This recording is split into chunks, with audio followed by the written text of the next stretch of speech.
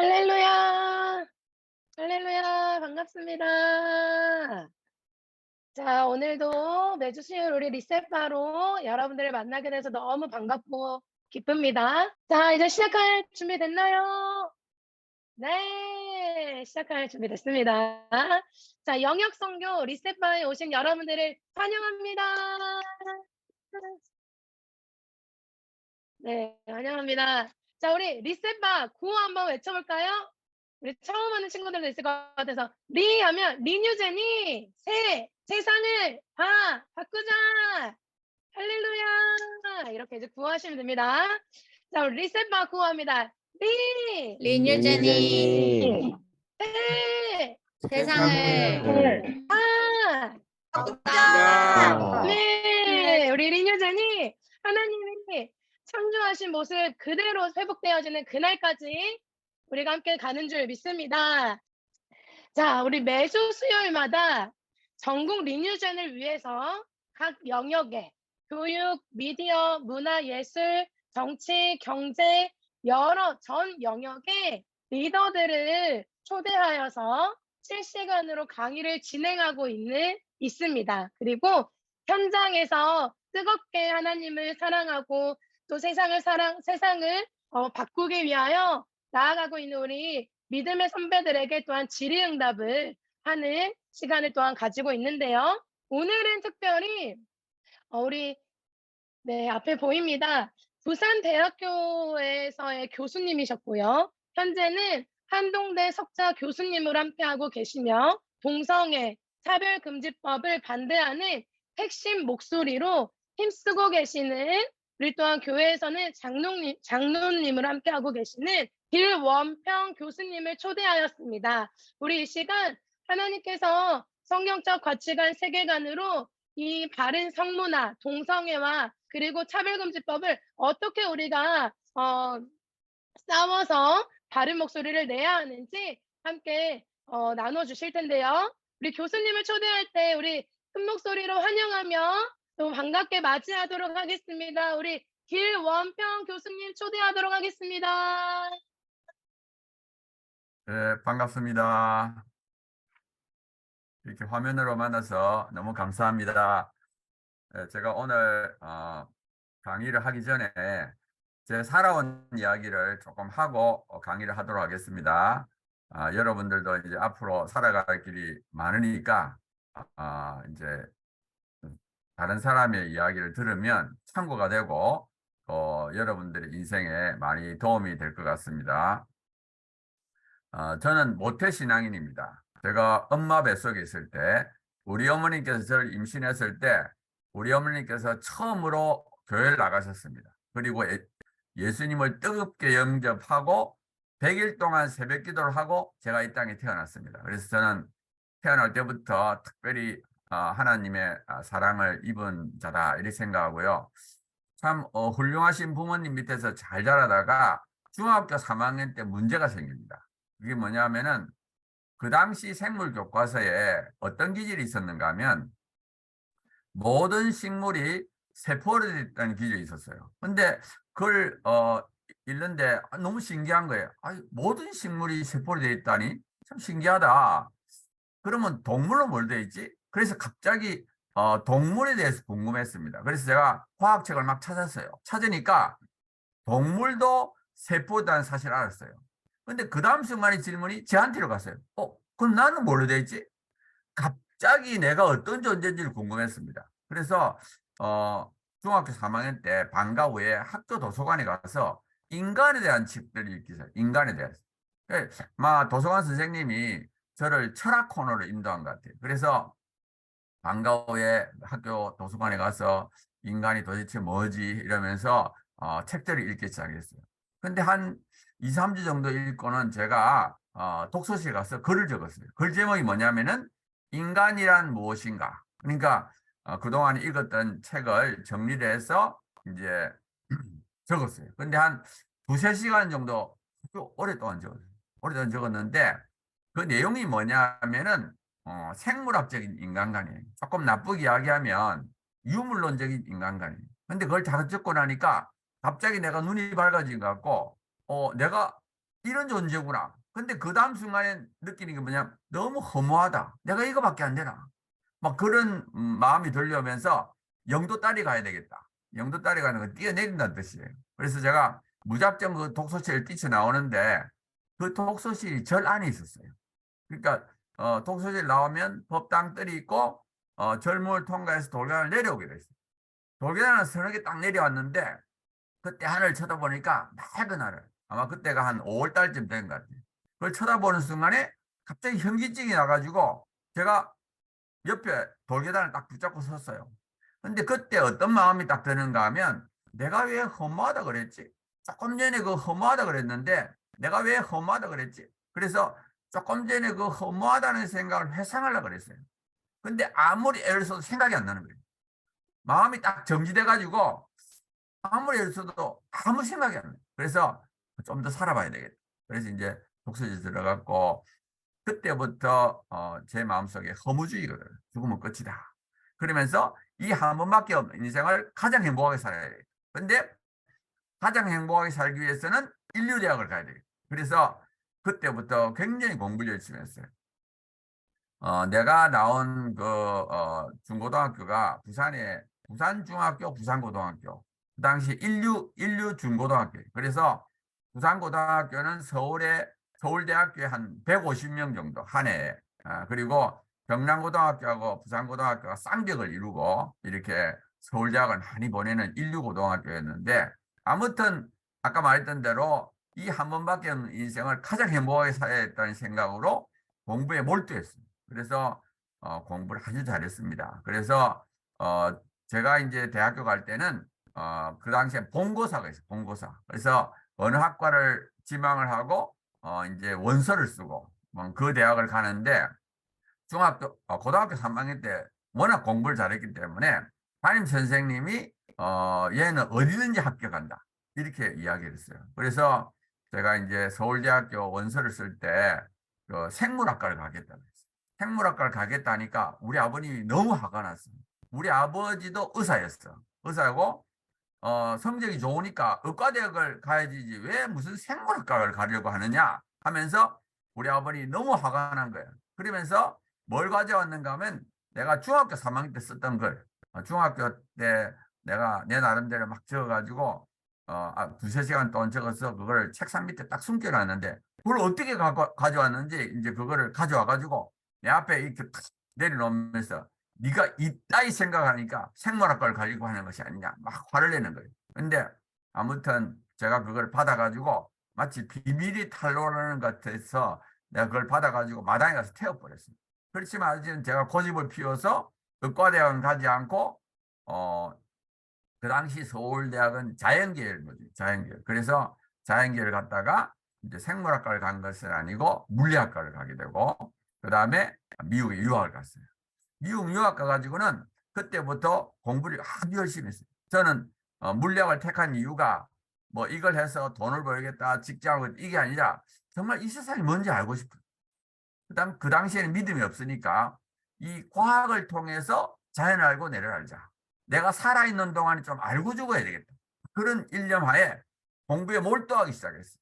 공부 막 이제 모든 학문을 내가 통달을 해가지고 정말 근원을 알아야 되겠다. 이 세상이 도대체 뭔가 살아있는 동안 알아야 되겠다. 막 그런 마음으로 이제 열심히 공부를 했어요.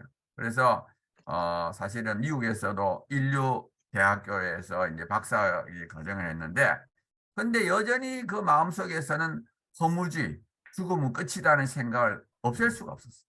그래서 과연 살아야 되느냐 말아야 되느냐 이런 철학적인 고민에 빠져. 왜냐하면 뭐 조금 더 사나 덜 사나 뭐 결국에는 죽으니까 뭐 이게 무슨 의미가 있느냐 하는 그런 생각이 들었어요. 그래서 제가 30살쯤 됐을 때 과연 살아야 되느냐 말아야 되느냐 고민을 했어요. 근데 또 막상 죽으려니까 죽기는 싫고 붙잡을 건 없고 그러다가 종교라도 믿어야 되겠다. 종교를 내를 세뇌시켜서 나 살아야 되겠다 하는 그런 마음이 탁 들었어요. 그래서 그 당시에는 믿음이 없지만 교회를 나갔기 때문에 일단 기독교가 맞는지 한번 확인해보고 다른 종교라도 믿어야 되겠다. 그래서 제가 태어나서 처음으로 성경을 읽기 시작했어요. 성경을. 그리고 마테오부터 읽고 하루에 5시간씩 읽었어요. 하루에 5시간 성경 읽고 5시간 연구하고 그렇게 해서 이제 새 성경을 읽기 시작했어요. 그렇게 성경을 읽다가 한 2, 3주 정도 지나서 누가복음 마지막에 예수님이 죽는 장면에서 감동을 받아요. 예수님이 십자가에 딱 달려가지고 자기 죽인 사람들 내려다보면서 저 사람들의 죄를 용서해 주십시오. 자기가 하는 것을 알지 못합니다. 그런데 너무너무 감동이 되는 거예요. 왜냐하면 이분은 지금 몇 시간이면 죽는데 자기 죽인 사람 용서하는 거예요. 야, 정말 대단하다. 어떻게 이럴 수 있지? 굉장히 감동이 됐어요. 제가 그렇게 감동받는 이유가 있습니다. 저는 중학교 3학년 때부터 고민한 것이 죽음이에요. 어떻게 하면 이 죽음의 문제를 해결할 수 없을까 해서 철학책도 읽어보고 뭐 여러 가지 했는데 여전히 죽음의 문제를 해결을 못해요. 근데 이분은 죽기 전에 죽인 사람 용서하는, 야, 정말 대단하다. 제가 조금 더 읽으니까 스데반이 역시 돌에 맞아 죽으면서 죽인 사람 용서하는, 이분들은 이렇게 행동을 하지? 제가 감동을 받으면서 하루에 5시간씩 성경을 읽었어요. 또 한 일주일쯤 지났어요. 그날도 점심을 먹고 책상에 딱 앉았는데 너무 눈이 아팠어요. 제가 그 당시 미국에서 연구한 것이 이론 물리학입니다. 이론 물리학을 했고 컴퓨터 프로그램을 짜서 연구를 해요. 그러니까 하루 종일 컴퓨터 프로그램을 짜야 되고 그 당시에 밤 1시, 2시에 1시, 2시에 자고 뭐 하루 종일 컴퓨터 프로그램 짜니까 너무 눈이 충혈돼가지고 눈을 뜰 수가 없어. 그래서 낮잠을 좀 자야 되겠다. 그래가지고 제가 그 1인용 소파에 가지고 잠이 들었어요. 1인용 소파에 잠이 들었다가 일어나자고 잠이 들고 그걸 몇 차례 반복했어요. 그러다 갑자기 제가 뭘 보는가 하면 위에서 1인용 소파에 잠들어 있는 내를 내려다보는 거예요. 야, 신기하다. 내가 온몸을 다 내려다보네. 근데 그 다음 순간에 딱 드는 생각이 뭔가 하면 이게 죽는 거구나. 이게 죽는 거 생각이 딱 드니까 죽으면 안 되지, 살아야지 막 깬 거예요. 근데 너무 실감이 나. 꿈인지 생신인지 잘 모르겠어. 그래서 제가 한번 밖에 나갔다가 다시 책상에 앉았습니다. 근데 책상에 일기장이 펴져 있고 일기장에 영혼이라는 단어가 적혀 있어요. 성경을 읽으니까 영혼이라는 단어가 나오는데 도대체 영혼이 뭐지? 그래서 제가 일기장에다 크게 영혼을 적어놓고 잠이 들었어요. 근데 조금 전에 그 사건이 있어서 그런지 영혼에 대해서 조금 알 것 같아. 그래서 제가 펜을 들고 일기장에 적어야 되겠다.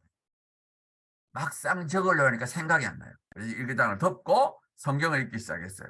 성경을 조금 읽으니까 어떤 기질이 있는가 하면 우리에게 썩어질 몸이 있을 뿐만 아니라 썩지 않은 영혼이 있다. 그런 기질이 있어요. 근데 그날따라 그 기질인데 눈에서 눈물이 글썽거려. 그래서 눈물이 글썽거리는데 그걸 참고 계속 읽었어요. 또 조금 읽으니까 비슷한 게 우리에게 썩어질 몸이 있을 뿐만 아니라 썩지 않은 영혼이 있다. 두 번째 딱 그 기질인데 이 눈에서 눈물이 줄줄줄 한참 울었습니다. 너무 좋아가지고 옆에 가서 혼자서 발짝발짝 뛰었어요. 그래서 제가 일기장에 뭐라 적었느냐, 우리에게 두 개의 생명이 있다. 육신의 생명과 영원한 생명이 있다. 그것이 나의 인생을 바꾼 최대의 사건입니다. 15살부터 30살까지 15년을 허무지 유물에 갇혀 있다가 영의 눈을 뜨르셔. 그때부터 기쁨이 찾아오기 시작하는데 뭐 하늘 날아갈 것 같은, 너무너무 기뻐. 마치 캄캄한 지하 감옥에 한 2, 30년간 갇혀 있다가 풀려나는 것 같은 엄청난 기쁨이 있어요. 뭐 그때부터 뭐 너무너무 좋아. 한 3일은 제가 정신을 못 차려요. 너무 좋아가지고. 한 3일이 지나니까 감정이 좀 가라앉는 거예요. 그러면서 제가 생각이 있어요. 그럼 내가 이때까지 왜 영혼이 있다는 걸 몰랐지? 내가 지금 10년 이상 과학을 공부했는데 이거 내가 제대로 하고 있는 거야? 하고 이성적으로 생각하기 시작했어요. 그때 어떤 생각을 했는가 하면 우리는 다 마음을 갖고 있습니다. 인간은 다 마음이 있어요. 저도 여러분들을 보면서 이야기하고 있습니다. 여러분들은 나를 보면서 듣고 있습니다. 이 마음이 뭐냐 하면은 말하고 듣고 생각하는 주체, 이게 마음입니다. 근데 이 마음을 어떻게 해석하느냐고, 이 마음을. 저는 중학교 3학년 때부터 마음을 어떻게 생각했느냐, 마음은 별거 아니다. 마음은 이 두뇌에서 생기는 현상이다. 이렇게 생각했어요. 이 두뇌가 만들어냈다. 이렇게 생각. 그러니까 우리가 죽으면 마음도 없어져 버려. 왜? 마음은 실존이 아니니까. 마음은 그냥 이 두뇌가 만들어낸 거니까. 그렇게 그게 바로 유물론입니다. 인간은 몸밖에 없다. 영혼은 없다. 죽으면 끝이다. 이게 유물론입니다. 그래서 저는 중학교 3학년 때부터 그걸 믿고 살았어요. 물론 이제 중학교 3학년 때가 뭘 알아서 그걸 했겠어요. 제가 책을 읽으면 책을 읽고는 정리해서 마음은 별거 아니다. 마음은 두뇌에서 생긴다. 사실은 제가 한 3시간 동안 글을 적었는데 그 글의 절반 이상이 뭐냐? 마음과 두뇌의 관계. 예. 마음과 두뇌의 관계를 제가 절반 이상 3시간 동안. 그러면서 마음은 그냥 이제 우리 두뇌가 만들어냈다. 이렇게 생각을 했어요. 그런데 하나님이 저에게 영혼에 대한 믿음을 단번에 주셨어요. 그래서 그럼 영혼이 있는 걸로 마음이 설명이 되는가 하고 생각이 시작했어요. 그러면서 비유를 생각했습니다. 우리가 컴퓨터가 있잖아요. 컴퓨터는 두뇌를 포함한 몸이다. 이렇게 가정을 하고 컴퓨터하고 일하는 사람은 영혼이다. 이렇게 가정을 했습니다. 자, 그러면 컴퓨터하고 일하는 사람이 막 작업을 하죠. 작업을 하다가 키보드가 망가져. 그럼 장애가 생기죠.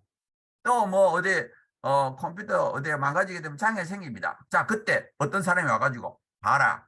요 키보드 요거 망가지니까 장애가 생기지 컴퓨터하고 일하는 사람 없어. 이거는 100% 컴퓨터라는 거야. 그 기능은 여기 부분이 담당하고 있어. 이렇게 주장을 했다면 정말 컴퓨터가 100% 해가지고 컴퓨터 어디가 망가져서 장애가 생길 수도 있지요.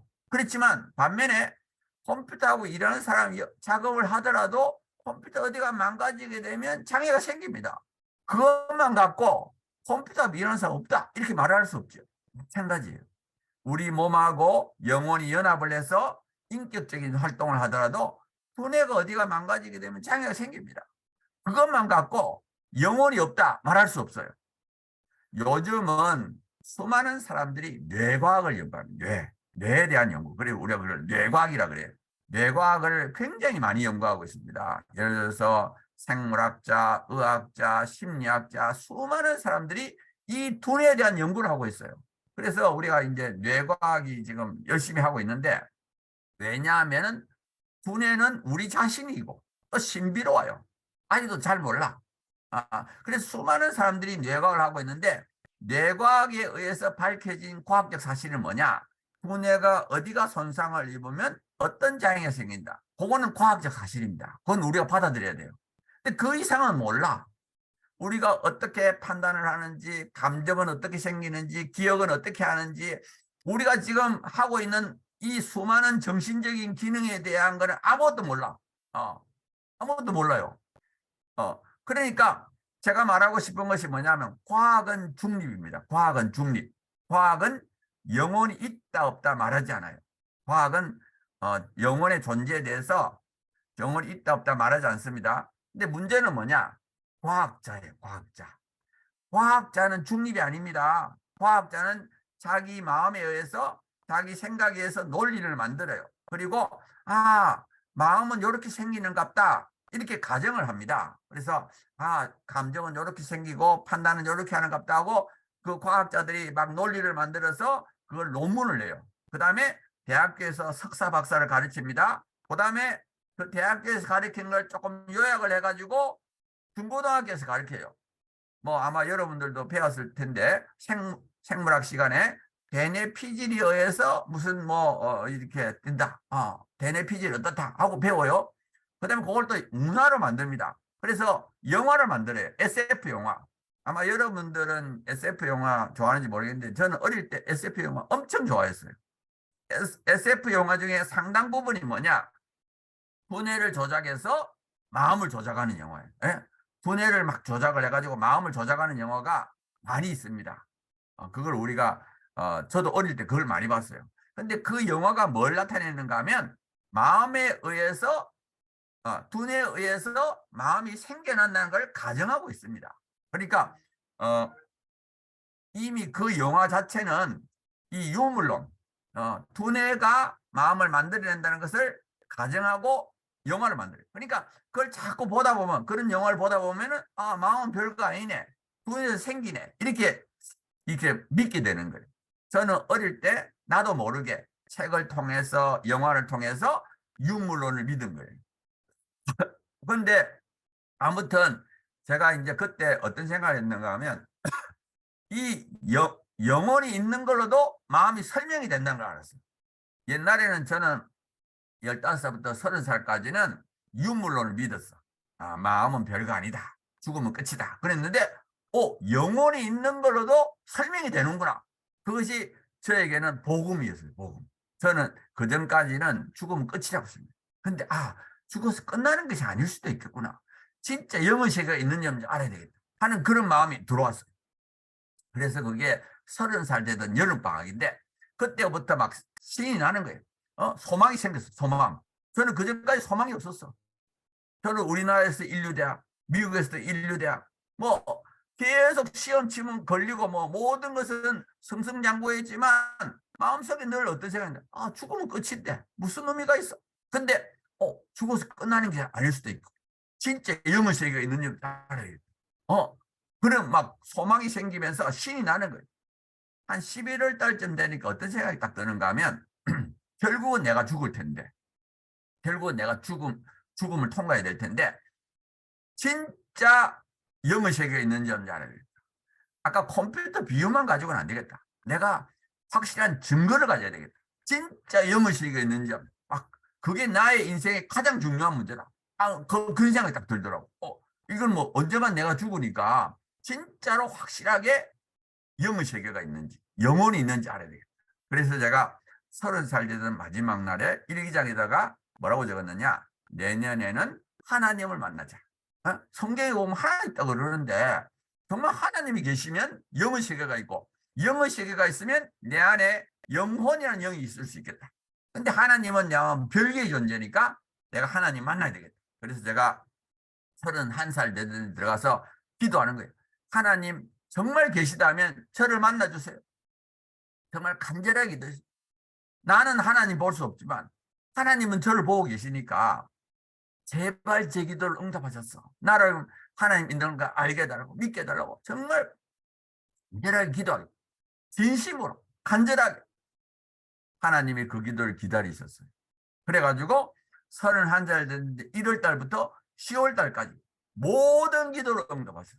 크고 작은 거 한 100개 정도의 기도를 전부 다 응답하셨어요. 왜냐하면은 나를 믿게 만드시려고.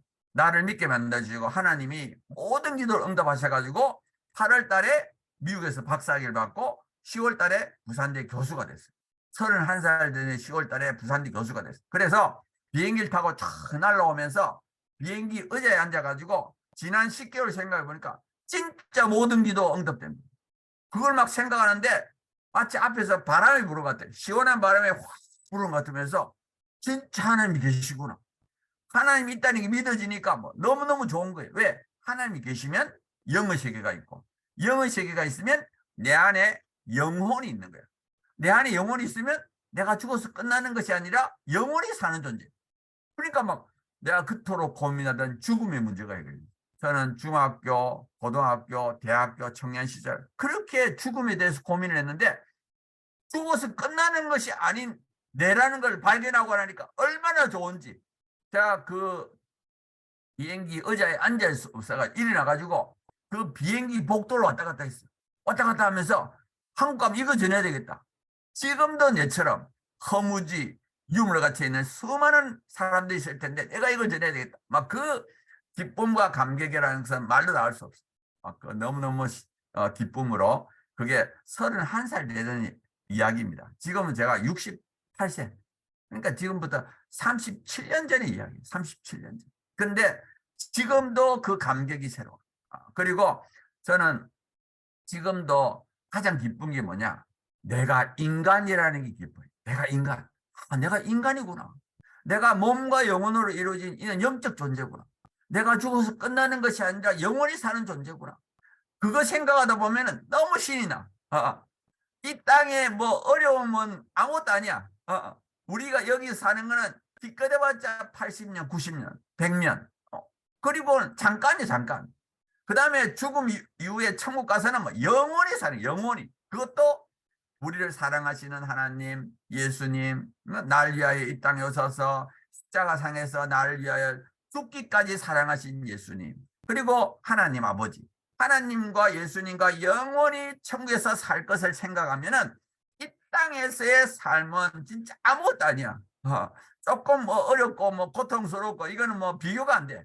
한번 생각해봐. 7, 80년이 길어요. 영원히가 길, 영원히. 당연히 영원히 길지. 그리고 우리는 하나님이 늘 보고 계셔. 우리를 보고 계셔. 우리 눈에는 보이지 않지만 하나님은 하늘 보좌에서 우리를 보고 계셔. 그리고 우리가 잘못할 때는 때리기도 하고 또 우리가 잘할 때는 또 우리가 해주고 그 하나님이 우리 옆에 계셔요. 그리고 더 나아가서 우리 안에 성령님이 계셔. 하나님이 하늘 보좌에 계신 하나님 아버지, 우리 안에 거하시는 성령 하나님. 하나님이 늘 우리 옆에 계셔서 우리를 도와주시는데 뭐가 걱정이? 조금 어려운 일이 있어도 오히려 하나님을 만날 수 있는 기회예요. 저는 여러분들의 삶에 어려움이 있으면 그게 좋습니다. 그걸 통해서 우리가 하나님의 살아계심을 만나는 거예요. 여러분들도 아까 제가 생각한 것처럼 정말 하나님 있는 줄 알고 싶어가지고 하나님 저를 만나주세요 하면 하나님은 사랑이시라서 항상 만나주세요. 우리가 막 만나고 싶은데 하나님 니는 안 돼.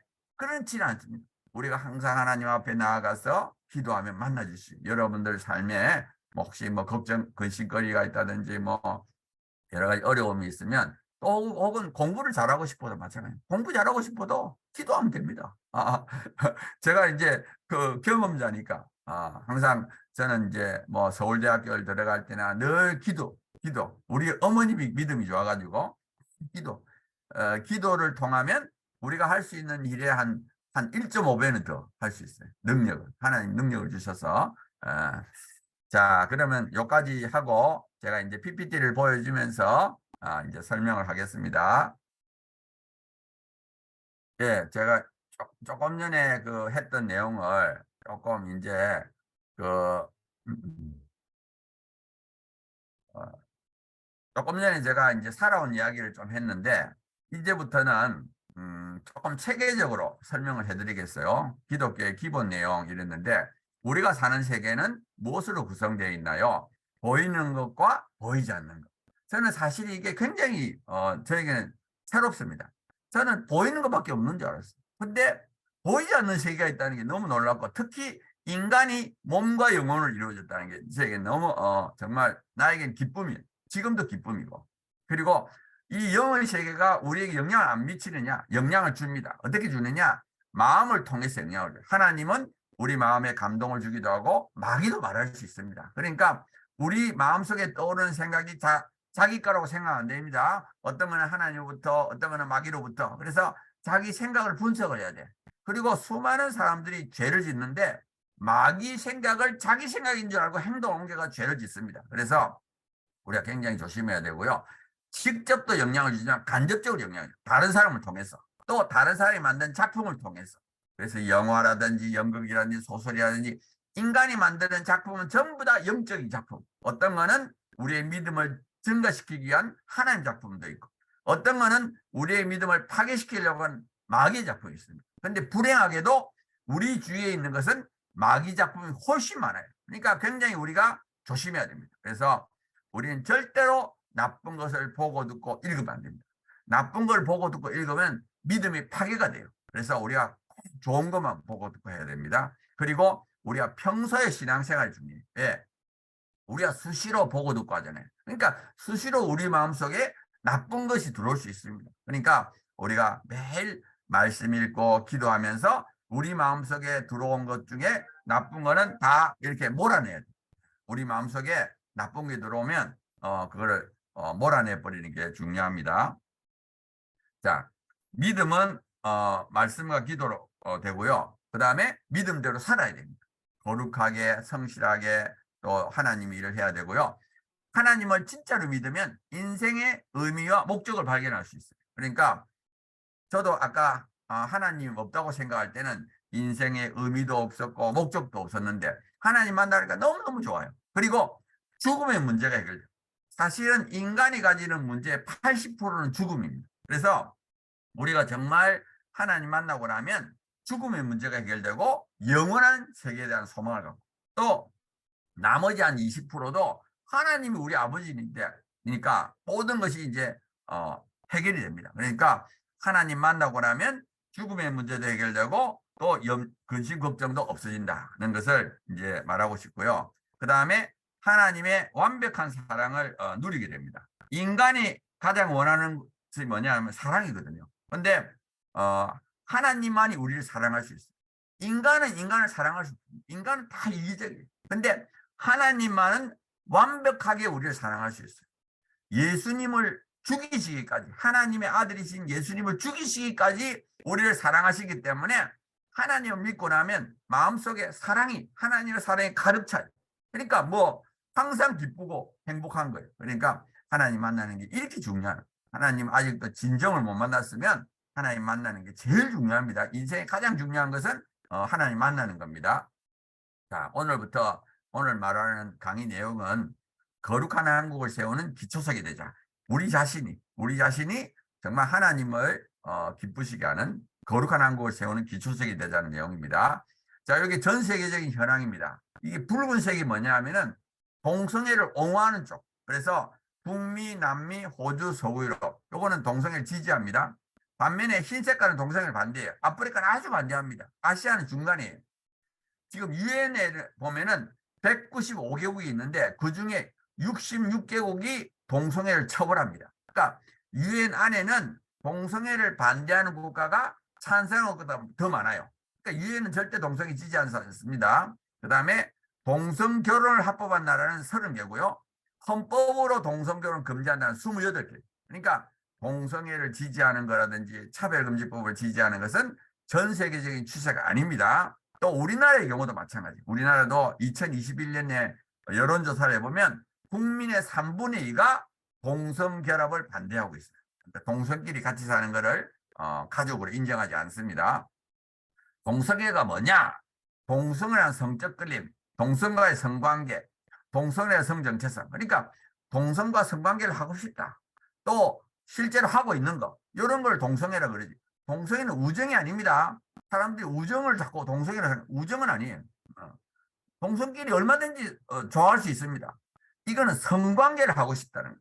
그리고 이성애는 뭐냐? 남녀 간의 성관계. 양성애는 동성애 이성애를 다하면. 그러니까 남자하고도 잠을 자고 여자하고도 잠을 자고. 그건 양성애입니다. 그다음에 성적 지향은 동성애, 이성애, 양성애 합쳐서 우리가 성적 지향이라 그래서 이게 법하고 조례에 들어갑니다. 동성애자가 얼마나 많으냐? 이걸 제일 먼저 조사한 사람이 킨제이입니다. 킨제이는 어떤 사람인가 하면 양성애자, 양성. 그리고 이 사람은 어떤 소신을 갖고 있었는가 하면 모든 성을 마음대로 해야 된다. 여기서 말하는 모든 성은 동성애, 어린이, 동물, 근친, 모든 성을 마음대로 해야 된다. 그래가지고 이 사람이 두 권의 책을 적어요. 1948년도에 남성의 성적 행동, 53년도에 여성의 성적 행동. 그 내용이 뭐냐 하면은 미국 남성의 10%가 동성애를 한다는 거예요. 이 책이 나왔을 때 센세이션을 일으켰습니다. 왜? 그 당시에 미국은 굉장히 보수적인데 아니 10%는 한다고 놀란 거예요. 근데 사실은 킨제이가 자기 목표를 달성하기 위해서 문제가 있는 사람을 조사했어요. 성범죄자, 노출증 환자, 소아의호자, 교도소감자 이렇게 성적으로 문제가 있는 사람을 표본의 4분의 1, 25% 굉장히 많은 사람들이 하고 있다 이렇게 주장했습니다. 근데 사실은 최근 들어서는 정부 차원에서 대규모로 조사하니까 뭐 동성애자 1%, 양성애자까지 합쳐서 2%. 그러니까 킨제이 결과가 과장이 됐죠. 우리나라는 데이터가 별로 없어요. 1996년도에 한국 에이즈 연맹이 남성 동성애자가 10,000명이라 그랬어요. 그러니까 그 당시 인구 비율로 따지면 0.07%고요. 2003년도에 한국성광연구소에서 서울에 있는 남자를 조사했을 때 동성애자가 0.2%, 양성애자 0.3, 동성애 경험이 1.1. 그다음에 2011년도에 다시 조사하니까 동성애 경험자가 서울에서 남자는 1.1, 여성은 0.3. 그러니까 여자는 남자의 한 4분의 1 정도 됩니다. 그다음에 2012년도에 한양대학교에서 전국을 조사했을 때 동성애 경험이 0.3, 응답 거절 0.4. 응답 거절까지 합쳐도 0.7밖에 안 돼요. 그럼 왜 이렇게 적지? 왜냐하면 서울이 동성애자가 많습니다. 서울이 동성애자가 많은 걸 어떻게 알 수 있느냐? 제가 조금 이따 설명할 텐데 이 에이즈는 일반 남성들은 안 걸려요. 동성애를 하는 사람은 에이즈 걸립니다. 그래서 이 에이즈 환자의 분포와 동성애자의 분포는 서로 비례합니다. 근데 조사를 해보면 서울에서 에이즈 걸리는 확률이 2배, 2배. 그러니까 결과적으로 서울이 동성애자가 2배 정도 많다. 이렇게 우리가 추정을 합니다. 그 다음에 지금 보면 2003년도에 서울에 있는 남성 동성애자가 0.2%. 만약에 전국을 하면 어떻게 되겠어요? 절반이 되겠죠? 2003년도에 남성 동성애자는 0.1%입니다. 근데 2003년에 비해서 지금은 그 에이즈 감염자가 7배가 돼요. 7배. 그러니까 지금 남성 동성애자는 0.7%. 여성은 남성의 4분의 1. 그래서 평균함이 0.45%. 지금 동성애자는 15만 명. 그 다음에 양성애자는 23만 명. 동성애 하는 사람은 83만 명. 그러니까 우리나라에 지금 동성애 하는 사람은 약 8, 90만 명 정도 된다. 그러니까 적은 숫자는 아니죠. 근데 물론 또 외국에 비하면 적습니다. 자, 그 다음에 동성애는 하나님께서 금지한 분명한 죄악이다. 레위기를 보면 이 동성애는 가증하다 그래요. 가증. 그리고 죽이라 그랬어요. 이 가증이라는 건 싫다는 게 싫다. 하나님이 죄악을 싫어하지만 동성애는 진짜 싫다는 거예요. 그 다음에 소돔과 고모라가 동성애를 말하면 멸망을 합니다. 로마서 신약에 가도 동성애는 영리. 이건 자연의 섭리에 어긋났다 하는 거예요. 그래서 동성애는 왜 졌냐? 첫 번째, 하나님은 남자와 여자를 만드셨고요. 두 번째, 남자와 여자의 결혼을 하나님 만드셨어요. 그리고 성은 결혼 안에서만 허용이 됩니다. 그러니까 동성애는 분명히 죄지요. 근데 동성애만 죄는 아닙니다. 그래서 결혼 전에 하는 동거, 혼전관계, 그다음에 동무라고 하는 거, 또 일부 다처제, 일처다부제, 뭐 이런 전부 다 죄예요. 자, 그다음에 동성애는 유전도 선천적입니다. 왜 이걸 강조하는가 하면 서구 유럽이 다 무너진 이유가 뭐냐면 동성애는 타고난 줄 알아서 무너졌습니다. 동성애는 절대 타고나는 것이 아니에요. 첫째로 동성애자는 아기를 못 낳습니다. 아니 남자 2명이서 여자 2명이서 아기 낳을 수 있습니까? 못 낳죠. 아기를 낳아야만이 자기 몸에 있는 유전자가 다음 세대 넘어가서 유전이 되지 아기도 못 낳아도 유전이 되겠어요. 그럼 왜 서구 사람들이 그렇게 넘어갔을까? 이 동성애자이면서 과학자들이 논문을 써서 그래요. 이게 대표적인 논문인데 1993년대 해머라는 동성애자가 남성 동성애는 X기시절 유전자와 관련이 있다고 사이언스에 발표. 이 사이언스가 굉장히 유명한 잡지. 그 유명한 잡지에다가 동성애와 유전자 관련이 있다고 논문을 내면서 그 머릿말에 뭐라 되겠느냐. 이 결과는 99%의 신뢰도를 간다. 그러니까 100% 맞다는 거죠. 그러니까 막 언론이 대서특필했습니다. 드디어 동성애 유전자 발견했다. 그러니까 일반인들뿐만 아니라 과학자들까지도 이렇게 미혹이 됐어요. 근데 다행히 6년이 지나서 나이스라는 사람이 동성애자들과 일반인들 비교해 보니까 관련이 없었습니다. 그래서 동성애와 X기수와는 관련이 없다고 사이언스에 발표해요. 그 다음에 2005년도에는 해머를 포함한 연구팀이 더 많은 사람을 줬어요. 1993년도에 40명을 했는데 2005년도에는 456명, 11배. 11배라니까 이 남성 동성애와 X기 관련이 없었습니다. 그래서 자기들이 논문을 내면서 자기들이 왜 옛날에 있다 그랬는데 왜 없는지를 자세하게 설명을 했어요. 그 다음에 2012년도에는 23,000명을 갑자기 숫자가 늘었죠. 조금 전에 뭐 40명, 456명 하다가 갑자기 23,000명. 과학적인 테크닉이 달라져서 그래서 조사해 보니까 동성애 유전자 발견 못했고요. 2019년도에는 48만 명이 존재했는데 역시 없었습니다. 그 다음에 동성애가 타고나는지 아닌지 알 수 있는 좋은 방법이 뭐냐? 일란쌍둥이의 동성애 일치 비율입니다. 왜 여기 좋은 방법이 있냐? 일란쌍둥이는 한 개의 수정란이 2사람이 됐습니다. 그러니까 이 2사람은 100% 유전자 같아요. 그러니까 만약에 동성애 유전자가 있다면 2사람이 동시에 갖고 있는. 그리고 일란쌍둥이는 같은 엄마 뱃속이라니까 엄마로부터 호르몬이라든지 모든 선천적인 양을 동일하고 해요. 정말 동성애 타고나는 것이라면 일란쌍둥이는 2사람이 동시에 동성애자든지 동시에 안 돼야 됩니다. 그래서 우리가 2000년 이후로 대규모 조사를 해보니까 2010년도에 남자는 9.9%, 여자는 12.1%의 일치율을 보여요. 그러니까 일란쌍둥이의 동성애 일치율은 10%. 모든 선천적인 영향이 동일함에도 10명 다 1명이 일치하고 9명이 달라. 그 다음에 일란쌍둥이는 태어난 다음에 같은 부모 밑에서 같은 환경이 자랍니다. 그러니까 후천적인 것도 같고 선천적인 것도 같고 그럼에도 10% 일치율이니까 요 10% 안에는 후천 영양이 들어있죠. 그러니까 선천적인 영양은 10%안 됩니다. 그러니까 동성애는 절대 타고나는 것이 아니다. 이거는 과학적으로 분명하다. 이렇게 우리가 확신을 가져야 됩니다. 그 다음에 동성애는 비정상이고 에이즈와 밀접한 관계를 갖고 불행하다는 것을 말씀드리겠어요. 자, 동성애는 비정상입니다. 왜 비정상이냐? 자, 우리 몸은 기능이 있어요. 예를 들어서 위 그러면 소화기관이죠. 그다음에 폐 그러면 호흡기관.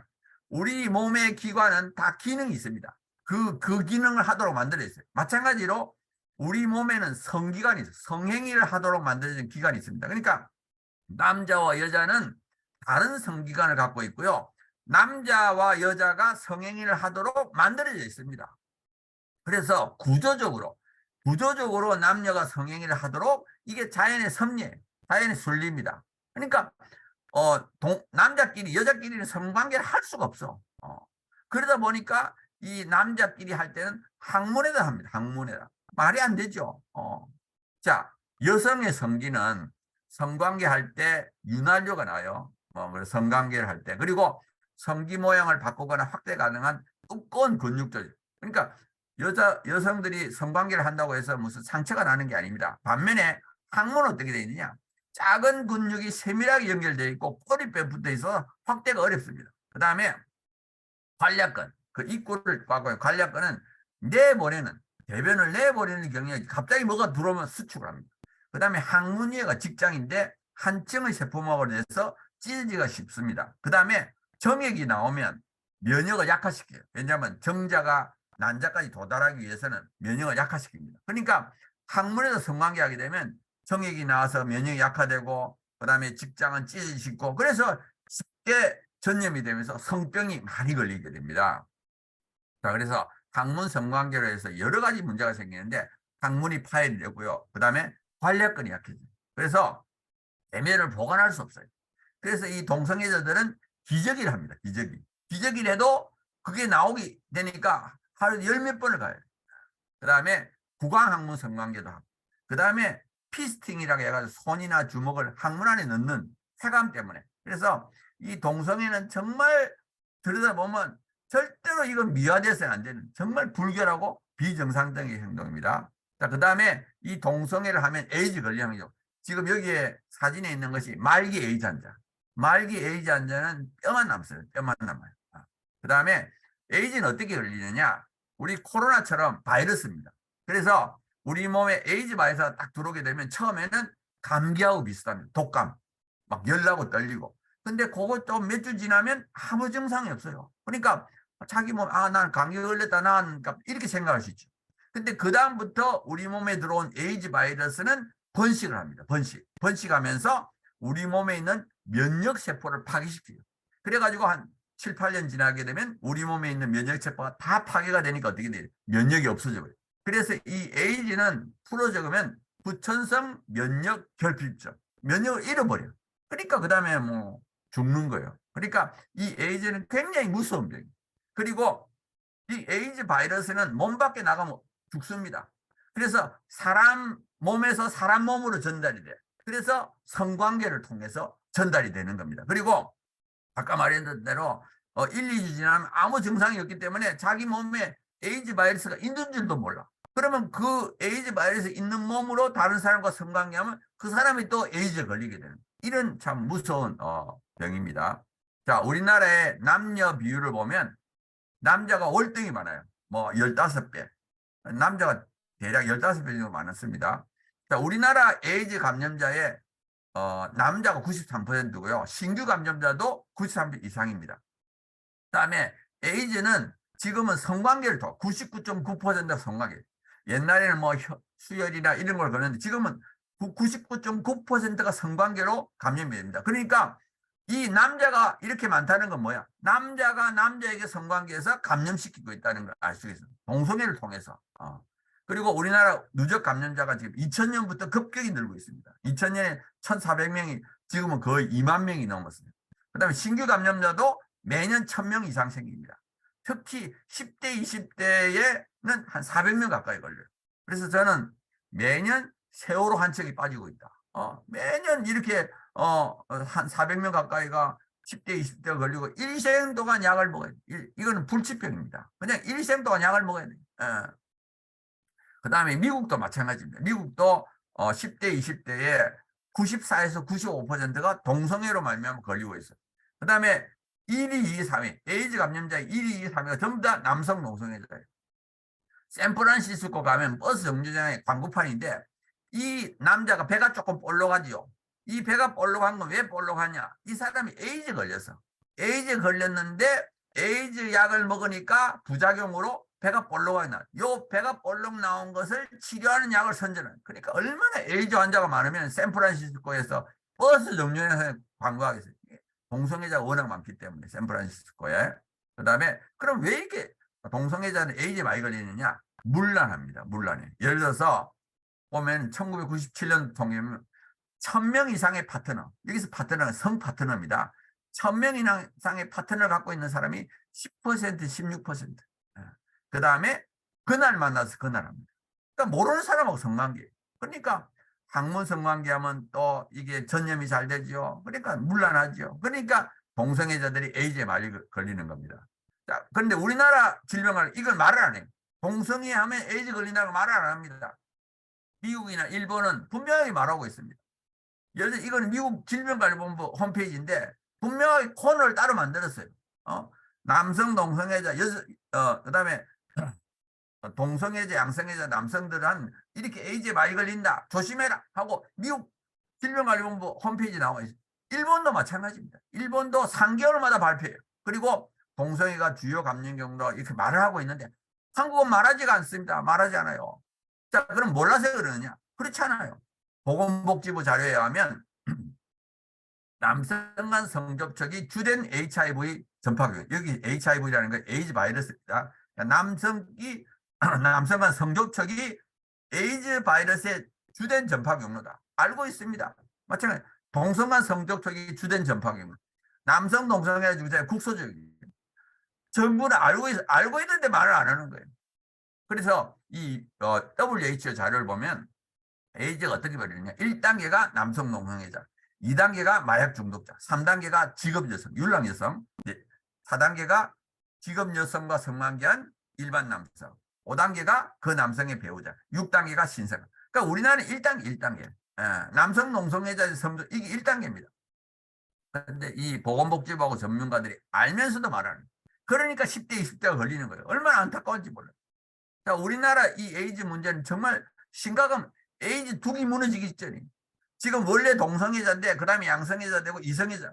만약에 이성애자까지 퍼지면 이걸 막을 수가 없습니다. 그러니까 지금 이거 동성애와 에이즈 관계만 말만 해도 10대, 20대들이 안 걸리게 되고 우리나라 에이즈 환자가 주는데 이걸 말을 안 하는 얼마나 안타까운지. 자, 동성애자는 불행한 게 뭐냐면 동거하는 기간 사귀니까 2.5년 반입니다. 빨리 헤어집니다. 그리고 나이가 많아지면 알코올 중독 환자가 대량이 2배, 자살률이 3배고요. 수명도 짧습니다. 25년이 30년 짧아요. 이 동성애자들은 60이 되기 전에 죽습니다. 보통 우리 70대, 80대 죽잖아요. 동성애자들은 그냥 에이즈 걸려가지고 기타 이유로 60대기 죽습니다. 알코올 중독 환자보다 빨리 죽어요. 그러니까 이게 굉장히 위험한 병인데 이거를 위험하다고 말 못하고 이거를 나쁘다 말하면 오히려 뭐 혐오 차별이라고 해서 말도 못하게 하고 이게 문제. 담배는 요새 보세요. 담배 껍데기 보면 막 폐암 후두암 환자 뭐 분명하게 해가지고 담배 피지 말라고. 담배 피면 폐암 후두암 걸리니까. 마찬가지 이 동성애하면 에이즈 걸려 죽는데 이거를 말 안 하니까 너무 안타까운. 자, 그 다음에 이제 차별금지법에 대해서 좀 말하겠습니다. 지금 2020년, 그러니까 지금부터 3년 전에 정의당에서 차별금지법을 발의했고요. 2021년에 민주당에서 평등법 했는데 이 평등법과 차별금지법은 똑같습니다. 평등이라는 의미하고 차별금지는 같은 의미예요. 그래서 지금 국회에는 4개가 지금 있어요. 그리고 차별금지 사유에는 성적지향, 아까 동성애, 이성애, 양성애를 성적지향이 했죠. 그다음에 성별정체성. 성별정체성은 자기 성별 인식입니다. 그러니까 예를 들어서 제가 생물학적으로 남자지요, 남자. 근데 제가 난 여자다 이렇게 생각하면 나의 성별정체성은 여자가 되는 거예요. 그다음에 성별의 정의에는 제3의 성이 있습니다. 예를 들어서 남성, 여성, 그 외에 분류할 수 없는 성. 그러니까 이 남자도 아니고 여자도 아닌 사람이 있다고 이제 정의가 되어 있는 겁니다. 조금 전에 말했듯이 성별 정체성은 자기 성별의 인식입니다. 예를 들어서 트랜스젠더. 트랜스젠더는 자기를 반대로 생각합니다. 예를 들어서 제가 남자인데, 저는 생물학적으로 남자인데, 아, 난 여자다. 이렇게 생각하면 트랜스젠더. 수술 안 해도 됩니다. 성전은 수술 안 해도 돼요. 그냥 마음으로 생각하면 그 트랜스젠더. 그래서 우리가 이제 성별 정체성 차별금지 하면은 트랜스젠더 차별금지하고 똑같아요. 근데 우리가 얼른 생각할 때는 야, 트랜스젠더도 차별받으면 안 되지. 막 이렇게 생각할 수 있는데 여기서 차별금지는 법적으로 인정하는 겁니다. 그 사람은. 예를 들어서 내가 남자인데 내가 여자라고 인식하면 여자 화장실, 여자 탈의실, 여자 목욕탕에 들어가는 걸 막으면 차별이 됩니다. 이게 문제예요. 그래서 젠더가 여러 가지 종류가 있는데 트랜스젠더는 생물학적 성과 반대로 생각하는 사람. 넌젠더는 남자도 아니고 여자도 아니고. 뉴트로이스는 중성, 무성. 젠더 플루이드. 플루이드가 유체입니다. 유체. 변하는 거예요.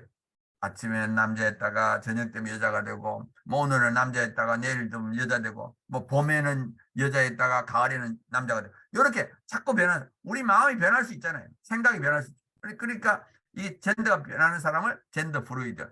데미젠더는 반은 남자고 반은 여자. 폴리젠더는 여러 가지 젠더가 있는 사람. 바이젠더는 남자인 동시에 여자. 그러니까 이 젠더는 수십 가지, 수백 가지가 돼요. 근데 이걸 다 법적으로 인정해야 된다는 게 문제가 됩니다. 우리나라 지금 차별금지법을 보면은 과거에는 6개가 있어요. 보면은 항상 성적 지향과 성별 정체성이 들어있고요. 그 다음에 차별, 형사처벌 조항이 있었습니다. 그리고 만약에 차별금지법이 만들어지면 어떻게 되느냐? 차별받았다고 생각하는 사람이 국가인권이라 진정을 합니다. 내가 이런 일을 당했는데 차별인지 아닌지 조사해달라. 그러면 그때부터 국가인권위가 조사를 해요. 조사를 해가지고 정말 이게 차별이라고 생각하면 시행명령 가해자한테 고쳐라. 그 다음에 말 안 들으면 3천만 원까지 이행강제금. 그다음에 그래도 말 안 들으면 또 3천만 원까지 이행강제금. 그 다음에 법원에 넘기면서 피해자에게 변호사 비용을 대줍니다. 그러니까 가해자로 지목된 사람은 꼼짝 마라. 시행명령, 이행강제금, 그 다음에 뭐 피해자한테 변호사 비용. 그러니까 뭐 꼼짝 말하지. 그리고 이 국가인권위는 이 법을 만들려고 엄청 노력해. 왜? 이걸 딱 만들고 나면 엄청난 힘을 가지게 돼요. 지금은 국가인권위원회가 할 수 있는 게 권고밖에 안 돼요. 권고. 근데 이 차별금지법을 딱 만들고 나면 자기들이 판단할 수 있죠. 사법기관. 이게 차별인지 아닌지. 그 다음에 막 강제력을 가할 수 있으니까 이 국가인권 이걸 만들려고 엄청 노력합니다. 자, 이게 만들어지면 어떤 문제가 있느냐? 동성애가 비윤리적이다, 비정상이다가 죄라고 말하면 법적 제재를 받고 개인의 윤리관이 존중이 안 됩니다. 특별히 종교의 자유가 심각하게 침해다. 예를 들어서 설교 시간에 동성애 나쁘다 해도 안 돼요. 전도를 못 합니다. 전도하게 되면 괴롭힘. 안 믿으려고 하는 사람한테 계속 믿으라. 혹은 괴롭힘. 차별의 일종이 괴롭힘입니다. 그 다음에 교육을 못 해요. 학생들한테 동성애 하지 마라, 믿음을 가져라. 그거 다 차별입니다. 그래서 이게 종교의 자유가 심각하게 침해되고요. 그 다음에 제일 큰 게 뭐냐면은 유치원부터 동성애와 성전환이 정상이라고 가르쳐요. 의무적으로. 그래서 그 백지 같은 마음을 가진 아이들한테 계속 이런 걸 시키면 어떻게 되겠어요? 청소년 동성애자, 청소년 트랜스젠더 늡니다. 예를 들어서 영국에서는 트랜스젠더 청소년이 10년 만에 33배. 예를 들어 한 해 1년에 77명 정도 생기던 트랜스젠더가 지금은 2,590명. 엄청나게 늘었죠. 이런 교육을 시키니까 어릴 때부터 계속 그냥 동성애와 성전환이 좋다고 그러니까 괜찮다고 그러니까 스웨덴도 마찬가지. 10대 여성 청소년 트랜스젠더가 15배. 제가 사실은 아까 말했던 대로 저는 물리학이 전공입니다. 물리학. 근데 제가 물리학이 전공인데도 불구하고 부모님들이 저를 찾아와요. 찾아와가지고 자기 자녀가 동성애자인데 자기 자녀가 트랜스젠더인데 이걸 고칠 수 없느냐. 이건 고칠 수 없지요. 약도 없고 수술도 안 됩니다. 그래서 그 마음이 변해야 돼요. 그 마음에 자기가 동성애자 트랜스젠더를 하겠다고 하니까 그걸 어떻게 하겠어요. 그래서 정말 그 부모님들이 저를 찾아와가지고 울면서 하소연. 그래서 내가 이제 그분들한테 처방을 어떻게 하느냐. 사람의 마음을 바꾸는 것은 하나님밖에 없다. 새벽기도 가서 매일 울어라. 하나님, 우리 아이가 동성애자 트랜스젠더인데 제발 거기서부터 벗어나게 해주세요. 하나님 앞에 가서 또 울면은 하나님이 그 아이의 마음을 바꿔주신다. 자, 그렇게 이제 하고 실제로 그렇게 해서 또 빠져나오는 사람들도 있어요. 반면에 안 빠져나오는 사람들도 있어요. 한 번은 그 어머니가 딸을 데려갔어요. 딸을 데려왔는데 너무너무 예뻐. 한 30대 중반 난 정말 예쁜 여자인데 그 딸이 남자가 되겠다는 거예요.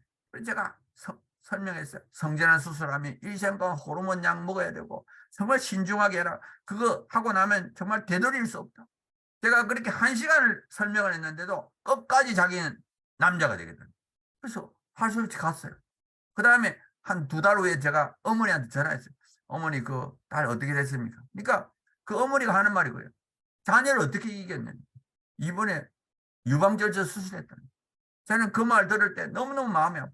사실은 그 어머니들이 그 자녀가 동성애자 트랜스젠더 됐을 때 그때부터 잠을 못 자요. 우울증 약을 먹으면서 막 정말 하늘이 무너지는 것 같다.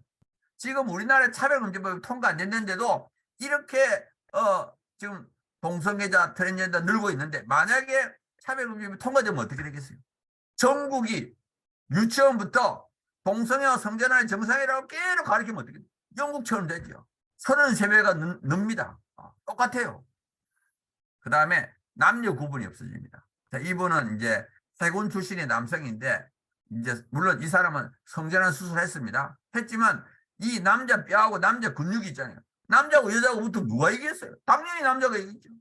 이 여성 선수가 막 내진탕이 되고 막 두개골이 파손되고 그 다음에 이 럭비도 마찬가지. 남자하고 여자하고 붙으면 누가 이깁니까? 덩치를 보세요. 덩치. 레슬링도 마찬가지입니다. 나는 이 사진 보면 이 목 졸리 있는 여성이 막 불쌍해.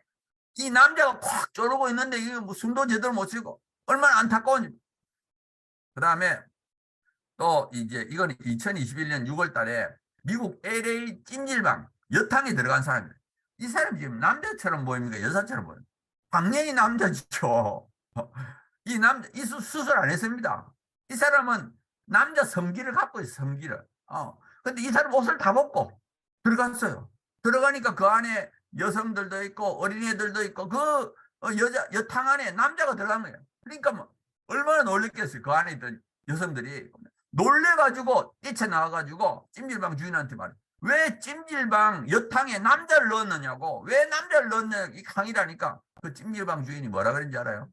캘리포니아에는 성별정체성 차별금지가 통과됐습니다. 본인이 여자라고 하면 못 들어가면 차별입니다. 자기들이 처벌받으니까 어쩔 수 없다는 거예요. 자, 이 사람은 두 사람이 같은 사람입니다. 이쪽 남자하고 이쪽 여자처럼 같은 사람. 이 사람도 남자입니다. 생물학적으로. 수술 안 했어요. 완전히 남자 성질 갖고. 근데 이 사람이 무슨 죄를 지었느냐? 강간을 지어요. 강간. 다른 죄도 아니고 강간. 근데 이 사람이 뭐라고 했느냐? 나는 여자다. 여성교도소에 넣어달라. 그러니까 여성교도소에 들어가가지고 거기서 또 4명을 성폭행했습니다. 이게 말이 됩니까? 말이 안 되지요. 어떻게 남자를 여자 그것도 강간을 저지른 사람을. 근데 법이 통과되면 어쩔 수 없어요. 법이 통과되면 본인이 여자라고 하면 넣어줄 수밖에 없어요. 그래서 이게 나쁜 법입니다. 그 다음에 화장실에서 성범죄가 많이 일어나요. 미국은. 그래서 저는 차별금지법의 가장 큰 피해자 누구냐? 학부모와 여성이들이 피해자 이렇게 생각합니다. 그 다음에 군대도 마찬가지예요. 우리나라는 군대를 남자밖에 안 가요. 본인이 군대 안 가고 싶으면 어떻게? 난 여자다 그러면. 난 여자인 것 같아요. 그럼 군대 안 가요. 그 다음에 또 여자하고 결혼할 수도 있어요. 난 여성인 동시에 동성애자다. 그러면 이제 또 여자하고 결혼할 수도 있습니다. 자, 그 다음에 현재 우리나라에 보면은 개별적 차별금지법이라는 게 있어요. 그래서 남녀, 장애 이런 거에 대한 각각에 대한 개별적 차별금지법이 존재합니다. 그래서 사실은 이제 사람들이 이렇게 말할 수 있어요. 기독교인들이 차별금지법을 반대? 그러면 사람을 차별하자는 뜻이냐? 이렇게 주장할 수 있어요. 그때 우리가 뭐라고 답변해야 되느냐? 우리는 개별적 차별금지법을 찬성합니다. 우리는 개별적 차별금지법을 찬성하고 포괄적 차별금지법을 반대합니다. 이렇게 말을 해야 돼요. 예. 개별적 차별금지법이라는 것은 차별금지 사유 하나하나에 대한 것. 남녀, 그다음에 장애, 그다음에 뭐 외국인 이렇게 하나하나에 대한 것을 우리가 개별적 차별금지법을 하고요. 이미 우리나라 만들어져 있습니다. 그리고 우리가 생각할 때 이거는 차별해서는 안 된다고 하는 건 이미 다 만들어져 있어요. 그리고 포괄적 차별금지법 우리가 반대해. 왜? 그 안에는 성적 지향, 성별 정체성이 들어가게 되고 또 그건 비합리적입니다. 한번 생각해 보세요. 한 20몇 가지를 쫙 나열하고 똑같은 기준으로 차별금지한다. 이거는 말이 안 되죠. 남자 여자를 차별금지하는 거하고 장애인을 차별금지를 하는 거하고 교도소 갔다 온 사람을 차별금지하는 거. 이게 어떻게 같을 수가 있어요? 달라야죠. 교도소 갔다 온 사람을 차별금지하는 거는 남녀 차별금지하고는 수준이 달라야 됩니다. 그러니까 우리가 각각에 대해서 다르게 차별금지해야 되는데 이 포괄적 차별금지는 등 똑같이 해가지고 똑같은 수준으로 차별금지. 이거는 비합리적입니다. 오히려 개별적 차별금지법이 맞춤형 차별금지법. 그래서 우리는 개별적 차별금지법을 찬성하고 포괄적 차별금지법을 반대합니다 하고 우리가 설명을 해요. 그쪽에서 왜 차별금지법을 반대하냐? 우리는 이것 때문에 그렇다. 그래 우리께 맞다고 확실하게 설명을 해줘야 됩니다. 자, 차별금지법 문제점을 요약을 하게 되면 첫째는 윤리도덕을 파괴해요. 악을 선이라고 선을 악이라 합니다. 남녀 구분을 없애가지고 진짜 여성들이 피해자가 되고요. 그 다음에 자녀들이 파괴가 돼서 학부모들이 피눈물을 흘립니다. 그다음에 자유가 파괴돼요. 독재. 표현의 자유가 없어지고 종교의 자유, 언론의 자유, 양심의 자유, 학문의 자유, 모든 자유가 다 파괴돼요. 그러니까 이 동성애는 완전히 독재. 그 다음에 교회가 파괴됩니다. 믿음 있는 사람이 다 쫓겨나요. 직장 생활 열심히 해도 상사가 와서 딱 그래요. 너 동성애 어떻게 생각해? 그러면 동성애 그건 좀 나쁜. 야, 너 나가. 너는 호모포비아야. 너 같은 혐오주의자는 우리 직장에 다닐 수 없어. 그러니까 믿음 있는 사람은 다 쫓겨나는. 그러니까 이 차별금지법은 아주 악한 법이에요. 자, 그럼 왜 동성애가 이렇게 확산됐느냐?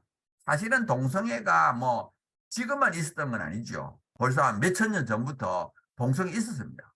근데 이렇게 막 법이 만들어지는 것은 최근이에요, 최근. 21세기, 21세기 들어와서 일어난 일. 그럼 왜 이렇게 동성애가 확산되느냐? 첫 번째는 동성애자의 힘입니다. 동성애자의 힘. 그래서 여기 보면은 미국이 1994년도에 한 개의 단체 안에 직원이 39명, 예산이 600만 달러. 그러면 엄청난 숫자의 직원과 돈이 엄청 많아요. 지금부터 약 30년 전에. 그 당시에 뭐 동성애 단체가 한 개만 있었겠어요. 여러 개 단체가 있는데 그 하나하나에 직원이 엄청 많고 돈도 많아. 왜 이렇게 많으냐? 자기가 동성애자인 사람은 헌신을 하는 거예요. 나는 내 일생을 바쳐서 이 미국에서 동성애 합법화를 위해서 나의 일생을 바치겠다. 그런 사람들이 나타나는 거예요. 그다음에 돈 있는 사람은 또 돈을 내는 거예요. 그러니까 돈과 사람을 통해서 바꾸기 시작해요. 영화도 만들고 또 뭐 정치, 경제, 문화 모든 영역을 바꿔. 그러니까 돈하고 사람에 의해서 바뀌어지고 저절로 바뀐 게 아닙니다. 그다음에 과학자이면서 동성애자들이 논문을 내요. 그리고 언론이 막 대서특별합니다. 그러니까 이제 일반인들이 자꾸 동성애 타고나는가 보다 오해를 하는 거예요. 그다음에 음란물. 저는 이 포르노, 음란물이 가장 큰 이유다고 생각합니다. 물론 동성애자들이 열심히 하지만 더 큰 것이 뭐냐? 음란물. 이 포르노가 일반인들을 공략하는 거예요. 일반인들의 거룩성을 파괴하는 거예요. 저는 이 동성애를 암이라고 생각해요. 암. 우리 몸 안에 암세포가 생길 수 있습니다. 평소에도 암세포가 생겨요. 자, 그럼 왜 우리가 암에 안 걸리느냐? 우리 몸 안에 있는 면역세포들이 암세포를 탁 잡아먹으니까 암에 안 걸려요. 그런데 예를 들어서 우리 몸에 면역이 없어지면 어떻게 되겠어요? 암세포가 생겼을 때 우리 면역세포가 없으면 암에 걸리는 거예요. 마찬가지. 이 음란물이 우리 사회의 경건성을 파괴시키니까 동성애자는 똘똘 뭉쳐서 동성애 합법화 해주셔야 하는데 이 일반 사람들이 다 음란물에서 자기가 음란하니까 동성애를 나쁘다 소리를 못하는 거예요. 그래가지고 그 사회의 경건성을 다 파괴시켜요. 마치 우리 몸에 면역이 없어지듯이. 그리고 나서 이 동성애자를 똘똘 뭉쳐서 암이 걸리는 거예요. 그 다음에 종교의 약화. 이제 사람들이 영적인 데 관심이 없습니다. 육체의 쾌락을 쫓아. 이 동성애는 육체의 쾌락 중에 하나다. 이렇게 보시면 됩니다. 자, 그래서 개인을 공격하는 현대 사단의 수법이 뭐냐? 두 가지. 유혹과 미혹. 유혹이라는 게 조금 전에 음란 뭐 이런 것들이 유혹이고요. 미혹은 뭐냐? 사람이 이성을 공격합니다. 무신론, 유물론, 지단. 저는 15살 때 중학교 3학년 때 미혹을 당한 겁니다. 책을 통해서. 그러니까 공부를 좀 열심히 하고 똑똑하고 그런 사람은 책을 통해서 미혹을 당해요. 그러니까 책이 전부 다 좋은 게 아닙니다. 아무 책이나 읽으면 안 돼요. 우리 믿음을 파괴시키는, 우리의 존재 가치를 파괴시키는 나쁜 걸 읽으면 안 됩니다. 아무 책이나 읽으면 안 돼요. 그러니까 저는 미혹을 당한 케이스고, 아무튼 우리 미혹을 통해서 믿음을 파괴하고, 그 다음에 음란을 통해서 죄를 짓게 만듭니다. 그래서 보면은 결과적으로 유혹에 의해서 죄를 지으면 하나님부터 멀어지게 되고요. 또 미혹에 의해서 믿음이 파괴되면 유혹을 이길 수가 없습니다. 그래서 우리가 미혹과 유혹을 이제 이겨야 되고요. 우리 현대인들은 죄를 짓고는 하나님을 마음에 두기 싫어합니다. 그 다음에 우리 사회를 공격하는 현대사회 수법은 세 가지가 있어요. 교육, 문화, 언론. 교육이 중요한 이유는 뭐냐? 다음 세대를 세뇌시키는 거예요. 잘못된 것으로. 그 다음에 문화를 통해서, 음란을 통해서, 그 다음에 언론을 통해서. 그러니까 사회는 교육과 문화와 언론을 통해서 이렇게 공격하고 있습니다. 자, 결론을 가겠습니다. 첫 번째, 우리가 가져야 될 것은 믿음. 뭐 세상이 뭐 영화를 만들고 뭐 이렇게 미혹을 해서 절대 흔들리면 우리는 하나님 말씀이 진리. 하나님 말씀대로 살아야 돼. 두 번째, 거룩한 싸움. 저는 이 싸움이 음란과 거룩의 싸움이라고 봅니다. 저쪽의 무기는 음란이에요. 우리의 무기는 거룩. 이 퀴어 축제 같은 데 가면 서구 외국에는 막 거의 옷을 다 벗습니다. 거의 다 벗으니까 또 그 옷을 다 벗은 그것을 보고 싶다고 또 몰려듭니다. 사람들이. 저쪽의 무기는 음란. 우리의 무기는 거룩. 음란과 거룩이 딱 붙으면 누가 이겼어요? 반드시 거룩이 이깁니다. 우리가 거룩하게 살기만 하면 이겨요. 그걸 어떻게 아느냐? 성경에 보면 소돔과 고모라를 보세요. 소돔과 고모라에 10명의 의인만 있으면 멸망시키지 않겠다는. 그 말이 뭐예요? 이 소돔과 고모라에 음란한 사람이 몇만 명이 있더라도 의인 10명만 있으면 소돔성이 타락하지 않도록 붙잡을 수 있다. 의인 1명은 음란한 사람 1000명을 이길 수 있습니다. 그만큼 거룩이 힘이 있어요. 근데 문제는 뭐냐? 우리는 약한 존재. 우리는 죄성을 갖고 있습니다. 그러니까 하나님을 의지해야 돼요. 하나님 도와주세요. 저는 거룩하게 살고 싶은데 정말 거룩하게 살기가 너무 어렵습니다. 하나님 도와주세요. 하고 간절하게 기도해요. 우리 힘으로는 어렵기 때문에 하나님 도와달라고 기도해요. 그러면 하나님이 도와주십니다. 하나님께서는 다른 기도를 안 들어주더라도 우리가 정말 하나님 말씀대로 살겠다.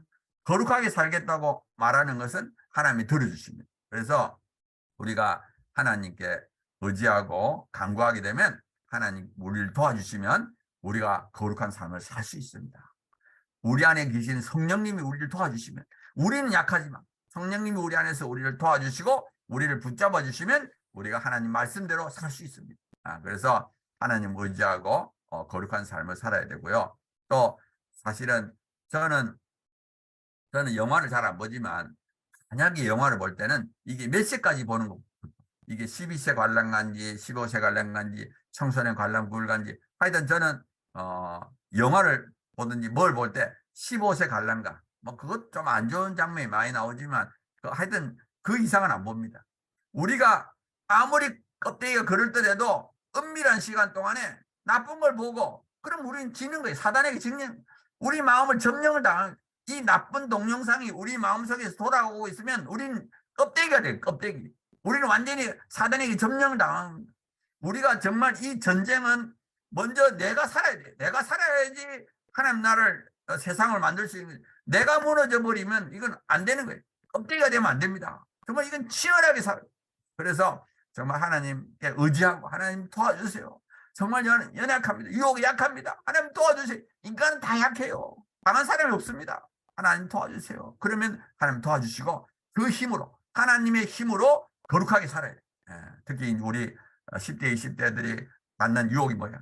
음란. 이걸 이겨야 됩니다. 이겨야만이 진짜 하나님 사람이 되고 하나님 사람으로서 세상을 바꿀 수가 있는 거예요. 그 다음에 헌신과 희생.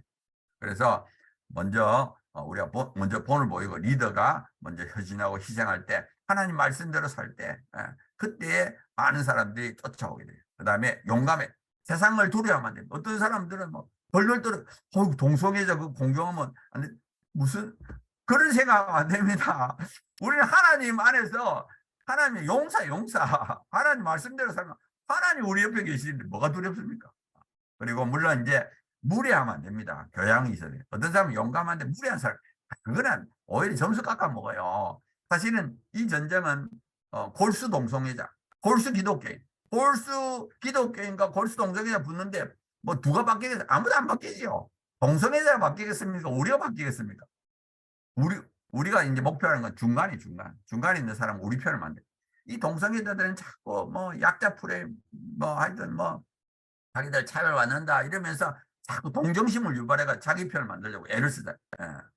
우리도 마찬가지. 우리도 정말 우리의 십자가를 지고 공격당하고 그러면서 이 많은 사람들을 우리 편을 만드는 것이 중요합니다.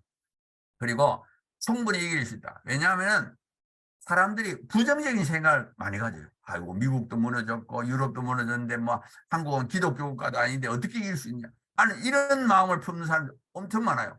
저는 그 말 들으면 너무너무 마음이 아파. 우리가 전쟁터에 나갈 때 이 싸움은 반드시 이긴다 해야지. 이건 결국 질 거야.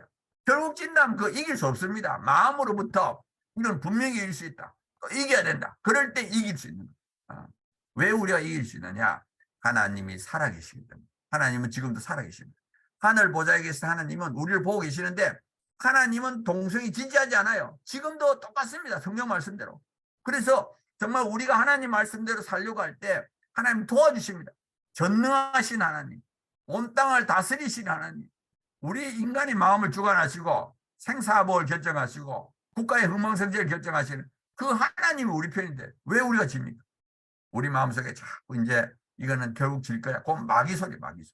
우리가 땅 붙이시고 우리는 하나님 말씀대로 살면 순종만 하면 하나님이 이기게 해주십니다. 저도 이 일에 뛰어든 지 한 10년 넘었는데 하면은 진짜로 이겨요. 정말 살아계십니다. 하나님은. 그 다음에 우리께 진리입니다. 학문에다 성공한 게 아니라 진리가 될 수가 없어요. 그리고 우리나라는 동성애자가 많지 않습니다. 아까 제가 말했죠. 8, 90만 명. 8, 90만 명 중에 전부 다 헌신되냐? 그렇지 않아요. 그 중에 정말 한 몇 프로만 열심히 이 동성애를 퍼뜨리려고 노력합니다. 이 동성애자 숫자보다 기독교인의 숫자가 한 100배 많아요. 100배. 엄청 많습니다. 제가 주위에 다니보면 기독교인이면서 뭐 교수, 기독교인이면서 의사, 기독교인이면서 변호사 숫자 훨씬 많지요. 동성애자인 교수, 동성애자인 의사, 동성애자인 변호사 없어요. 우리가 훨씬 많습니다. 100배 많습니다. 절대 이게 질 수가 없어요. 그러니까 분명한 가지고 그 다음에 근데 문제는 뭐냐 하면은 문제는 외국이 져버렸어. 우리 믿음의 선배국가 유럽하고 미국이 져버렸어. 이 싸움에. 그래서 우리가 최전선이야. 지금 얼마 전에 미국에서 동성애자를 대사로 보냈습니다. 뉴질랜드도 대사를 보냈습니다. 서울에서 퀴어 축제할 때 14개 국가에서 지금 대사가 와요. 그러니까 전 세계에서 지금 동성애와 차별금지법을 막을 수 있는 나라는 한국밖에 없습니다. 정말 한국밖에 없어요. 그러니까 한국만 이기면 끝난다는 거예요. 전쟁 끝. 이 지구상에서 차별금지법 동성애를 막을 수 있는 나라는 한국을 무너지거나 하면 끝나는 거예요. 그러니까 막 전 세계는 아니고 먼저 통과시킨 나라들, 미국하고 유럽이 막 우리나라를 무너뜨리려고 엄청 어르는 거예요. 그러니까 우리나라가 무너지면 큰일 나는 거예요. 정말 우리가 굉장히 중요한 이치와가 있고요. 사실은 저는 지금 이게 쉽지 않은 전쟁이지만 저는 이게 분명히 이길 수 있다. 왜 그러냐면 사실은 제가 이 일에 뛰어든 것이 2006년도입니다. 2006년도인데 그 당시에 제가 신문방송도 잘 안 보던 사람인데 우연히 국민일보에 차별금지법이 있다는 걸 봤어요. 그래가지고 그때 동성애가 들어있는 걸 알고 교수들 한 서명을 한 300명 받아서 이제 청와대도 보내고 법무부도 보내고 정당도 보내고 이렇게 해서 이 일에 뛰어들었는데요. 저는 그때 그 신문을 보게 하신 분이 하나님이라고 생각합니다. 하나님께서는 이 지구상에 적어도 한 개 국가만큼은 이걸 막아야 되겠다 생각해요. 그래서 하나님께서 특별히 우리나라에 은혜를 베푸시고 우리나라를 선택하셔서 또 제가 2006년도에 그걸 발견하게 하셨어요. 그래가지고 쉽게 차별금지법을 막았어요. 만약에 제가 그걸 안 받더라면 통과돼 버렸습니다. 이미 10몇 년 전에. 근데 하나님 우리를 선택하셔서 지금 이 일을 진행하고 계시기 때문에, 하나님이 선택하시고 진행하고 계시기 때문에 막을 수 있다. 우리 힘이 아니라. 저는 그렇게 생각하고, 우리나라만큼은 반드시 이걸 막아야 된다, 이렇게 생각합니다. 자, 마지막으로 제가 차별금지법은 사기꾼법이다, 이렇게 말하고 마치겠어요. 첫째, 모르면 찬성하고 알면 반대한다. 그러니까 완전 사기꾼이죠. 껍데기는 그럴듯하고 알맹이는 아주 나쁜 거예요. 우리가 리얼미터에다가 3,000명을 조사했어요. 여론조사를 했습니다. 조사했는데, 왜 우리가 리얼미터를 조사했는가 하면, 리얼미터에 의뢰했는가 하면, 리얼미터가 2020년, 지금부터 3년 전에 차별금지법을 조사해서 88.5%가 찬성한다고 그랬어요. 또 국민의 대다수가 찬성하고, 작년에도 보면은 국민의 3분의 2가 차별금지법을 찬성한다. 그래서 우리가 거기다가 조사를 시켰어요. 그래가지고 3,000명, 보통은 한 1,000명 정도 하는데 3배를 했어요. 해보니까 그 대신 우리는 조금 이제 설명을 붙였습니다. 이 차별금지법 안에 동성애와 성전환이 있다, 이렇게 했고요. 저쪽에서는 어떻게 했느냐, 그냥 사람들 차별하지 않도록 만드는 법, 차별하지 않도록 만드는 법을 만드는 거 어떻게 생각하냐. 그러니까 뭐 차별하지 말자는데 누가 반대하겠어요? 그러니까 뭐 88%, 67%가 찬성. 그러니까 우리는 동성애와 성전환이 있다, 이렇게 말을 하니까 찬성이 조금 많았어요. 한 2% 정도 많았습니다. 자, 그 다음에 우리가 이 사람이 차별금지법 알고 있느냐 모르고 있느냐 물어봤어요. 그러니까 나는 차별금지법을 잘 압니다. 잘 안다고 생각한 사람은 63%가 반대해요. 근데 별로 알지 못한다, 전혀 알지 못한다, 이런 사람들은 찬성이 더 많아요. 그러니까 알면은 반대하는데 모르면 찬성이 더 많다는 걸 알 수 있죠. 그 다음에 우리가 물어봤어요. 트랜스젠더가 여자 화장실 들어가는 거, 탈의실 들어가는 거 어떻게 생각하냐. 82%가 반대. 트랜스젠더가 여성 스포츠 경기에 참여하는 거 64%. 학교에서 동성애와 성전환을 정상이라 가르치는 57%가 반대. 그 다음에 우리가 다시 물어봤어요. 차별금지법이 통과되면 이런 일이 일어나는데 당신은 어떻게 생각하냐. 그러니까 뭐 대부분 다 반대하는 거예요. 70%, 60%가 반대. 그러니까 이거 질문하는 거 한 2분밖에 안 걸리죠. 여론조사에서 2분, 딱 2분 동안, 2, 3분 동안 질문 듣는 동안에, 이건 아니지. 어떻게 남자가 여자 화장실 들어가고, 목욕탕 들어가고, 그 다음에 학교에서 동성애 성전환을 정상이라. 이건 말이 안 되지. 그래가지고 다 반대하는 거예요. 자, 그래서 우리가 알리기만 하면 이깁니다. 알리기만. 근데 문제는 뭐냐? 현재 국민의 25%, 4분의 1밖에 몰라요. 4분의 1밖에 보고 4분의 3은 모릅니다. 껍데기는 그럴듯하잖아요. 차별하면 안 된다. 얼마나 좋아. 차별하면 안 되죠. 근데 그 알맹이 안에 걸 딱 들여다보면 이건 나쁜 건데. 그래서 알리기만 하면 되는데, 문제는 뭐냐? 언론이 우리 편이 아니야. 그래서 어쩔 수 없이 우리가 거리에서 전단지도 나눠주고 또 정치인도 만나가지고 설명을 해야 돼. 정치인들도 관심이 없어. 자기 거 바빠가지고 이 차별금지법이 뭔지 몰라. 그래서 우리 열심히 이제 하고 우리가 전국이 하나가 돼서 노력만 하면 충분히 막을 수 있다. 우리나라가 막아야만이 지금 이 지구상에 한국 외에는 이걸 막을 수 있는 나라가 없습니다. 그러니까 우리나라가 정말 최선을 다해서 이걸 막고 오히려 미국이나 유럽을 올바른 길로, 하나님이 기뻐하시는 길로 우리가 인도를 해야 돼요. 그래서 우리가 정말 최선을 다해야 되고요. 특히 이제 이 것을 듣고 있는 친구들이 다 이제 젊은 층이니까 10대, 20대, 10대니까 제가 아까 말했던 대로 우리가 제일 중요한 게 뭔가 하면 거룩입니다. 음란물, 포르노 안 보는 거. 근데 사실 유혹을 엄청 받아요. 유혹을 엄청 받습니다. 그러니까 기도해야 돼요. 하나님, 저는 정말 하나님 말씀대로 살고 싶고 정말 음란물 보지 않고 정말 깨끗한, 정말 내 심령에 내가 그런 영상을 보고 내 마음속에서 그런 것이 돌아가지 않도록 정말 저를 도와주세요 하고 간절하게. 우리는 약합니다. 우리 연약한 존재예요. 그렇지만 하나님께 정말 간절하게 기도하면 하나님이 우리에게 힘을 주십니다. 그리고 하나님은 하늘 보좌에서 우리를 보고 계세요. 지금도 보고 계십니다. 24시간 보고 계세요. 하나님이 다 보고 계십니다. 그러니까 우리가 껍데기로 뭐 하나님 믿습니다, 교회에서 뭐 이렇게 근데 뭐 혼자 있을 동안에 엉뚱한 나쁜 짓 하나님 그 마음이 얼마나 아프시겠어요. 정말 우리가 그걸 깨달아야 돼. 하나님은 진짜 살아계시고 하늘에서 내를 보고 있다. 24시간 내를 보고 있다. 절대로 내가 하나님 말씀에 어긋난 걸 하면 안 되겠다. 그리고 정말 그렇게 하나님 말씀대로 살려고 애를 쓰면 그 사람을 통해서 정말 하나님 나라가 이루어집니다. 그리고 그 사람을 통해서 정말 하나님이 일을 이루시는 거예요. 그래서 우리가 물론 열심히 공부하는 것도 중요하지만 더 중요한 것이 뭐냐? 믿음을 갖는 거예요. 정말 공부만 열심히 하고 믿음이 없으면 어떻게 되느냐? 그 똑똑한 머리를 가지고 나중에 뭐 돈을 많이 번다든지 뭐 이렇게 되면 그걸로 나쁜 짓을 하는 거예요. 오히려 하나님을 대적하는 일을 합니다. 똑똑한 머리를 가지고 그 하나님을 대적을 해요. 그러니까 더 중요한 건 뭐냐? 믿음. 그 다음에 정말 우리가 열심히 성실하게 공부도 하고 열심히 성실하게 사는 게 중요하고. 그러니까 먼저 믿음이고 그 다음에 성실하게 사는 것. 그래서 우리가 그 거룩한 삶을 사는 게 진짜 중요한 거예요. 거룩한 삶을 살 때 우리의 믿음이 잘 유지가 되고 정말 뜨거운 믿음의 사람이 되죠. 은밀하게 나는 걸 보고 있는 사람 절대 뜨거운 크리스찬이 될 수가 없습니다.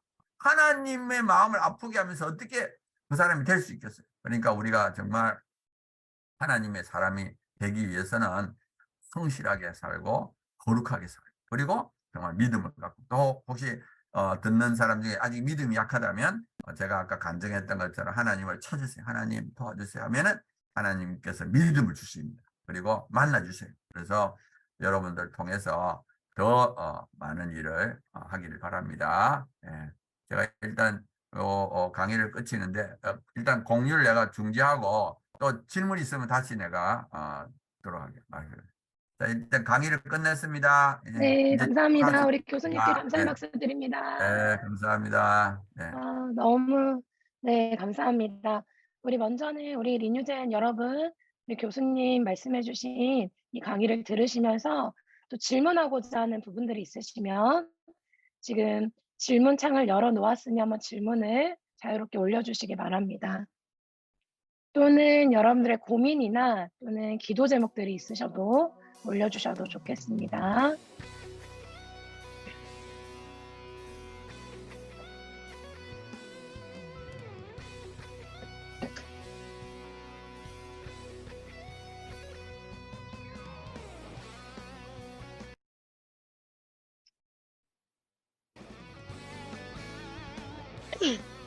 네, 저희 글이 올라오고 있는데요. 제가 한번 읽어드리겠습니다. 본부에서 김혜민 학생이 이렇게 올렸습니다. 하나님의 마음을 알아 세상 사람들과는 다르고 어렵고 힘든 길을 먼저 걸어가 주셔서 정말 감사합니다.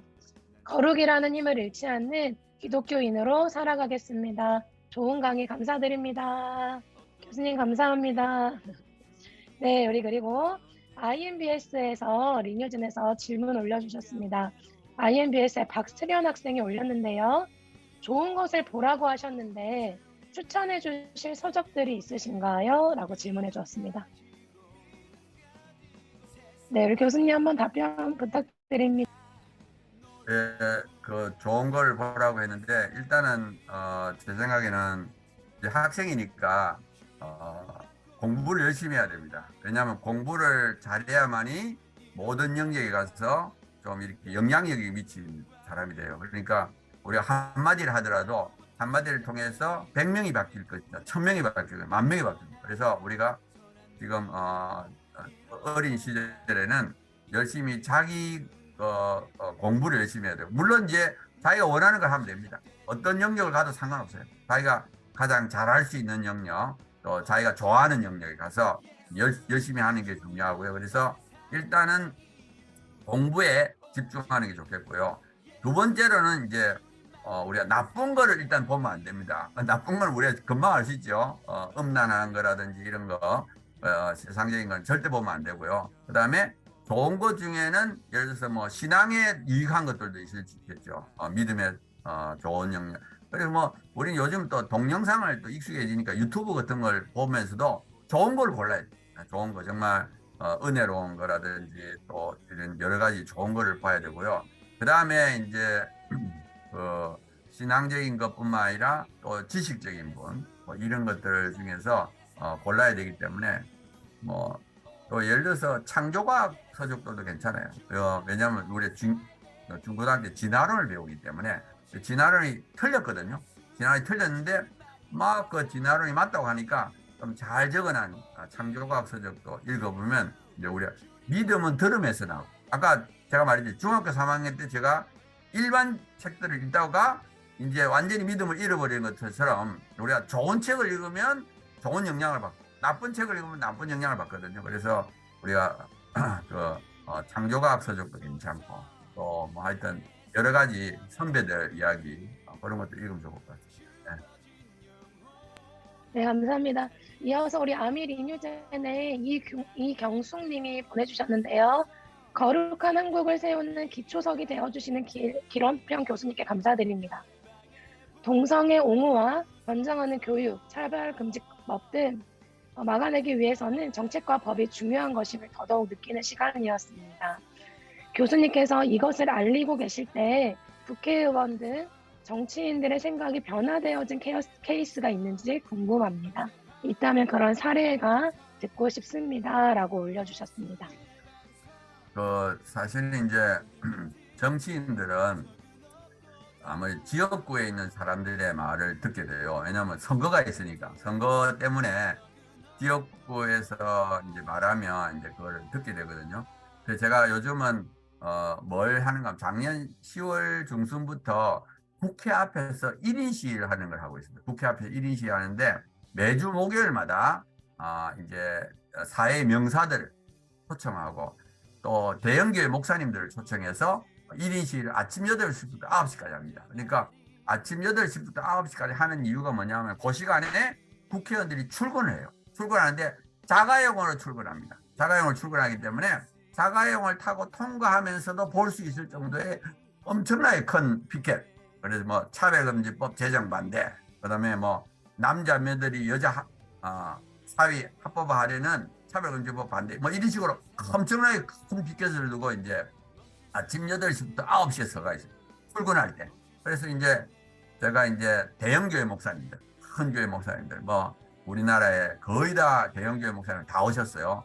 여의도 순복음교회, 온누리교회, 소망교회, 영락교회, 뭐 하여튼 수많은 목사님들이 오셨는데 그분들이 이제 1인 시위를 딱 하고 있으면 그 지역구에 있는 국회의원들이 같이 나옵니다. 왜냐면 자기 직장 옆에 온 거잖아요. 국회의원은 국회가 직장인데 자기 직장에 지금 목사님이 오셔가지고 쓰고 있는데 그 밑에 있는 뭐 성도님들 안수집사 이런 분들이 당연히 와야 되겠지. 그러니까 대형교회 목사님들이 딱 이렇게 아침 8시부터 9시까지 딱 1인 시하고 있으면 그때에 이제 그 교회를 다니는 성도님이면서 국회의원들 뭐 이런 분들이 와서 이제 같이 특히 이제 민주당이 사실은 이제 국민의힘하고 민주당이 있으면 민주당이 좀 지지하는 쪽이라서 근데 그 민주당 국회의원들도 오는 거예요. 왜? 자기 담임 목사님이 와서 1인 시위하고 있는데 안 오면 되겠어요? 특히 겨울에 한참 추운 겨울 날씨에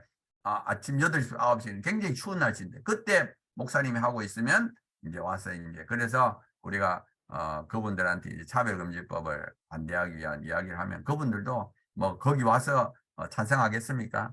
그래서 뭐 하여튼 그런 경우가 많아요. 그래서 하여튼 우리가 먼저 리더가 본을 보이고 희생하면 또 이렇게 국회의원들이 다 와서 또 이야기를 합니다. 그러니까 뭐 어렵지 않다고 저는 생각합니다. 예.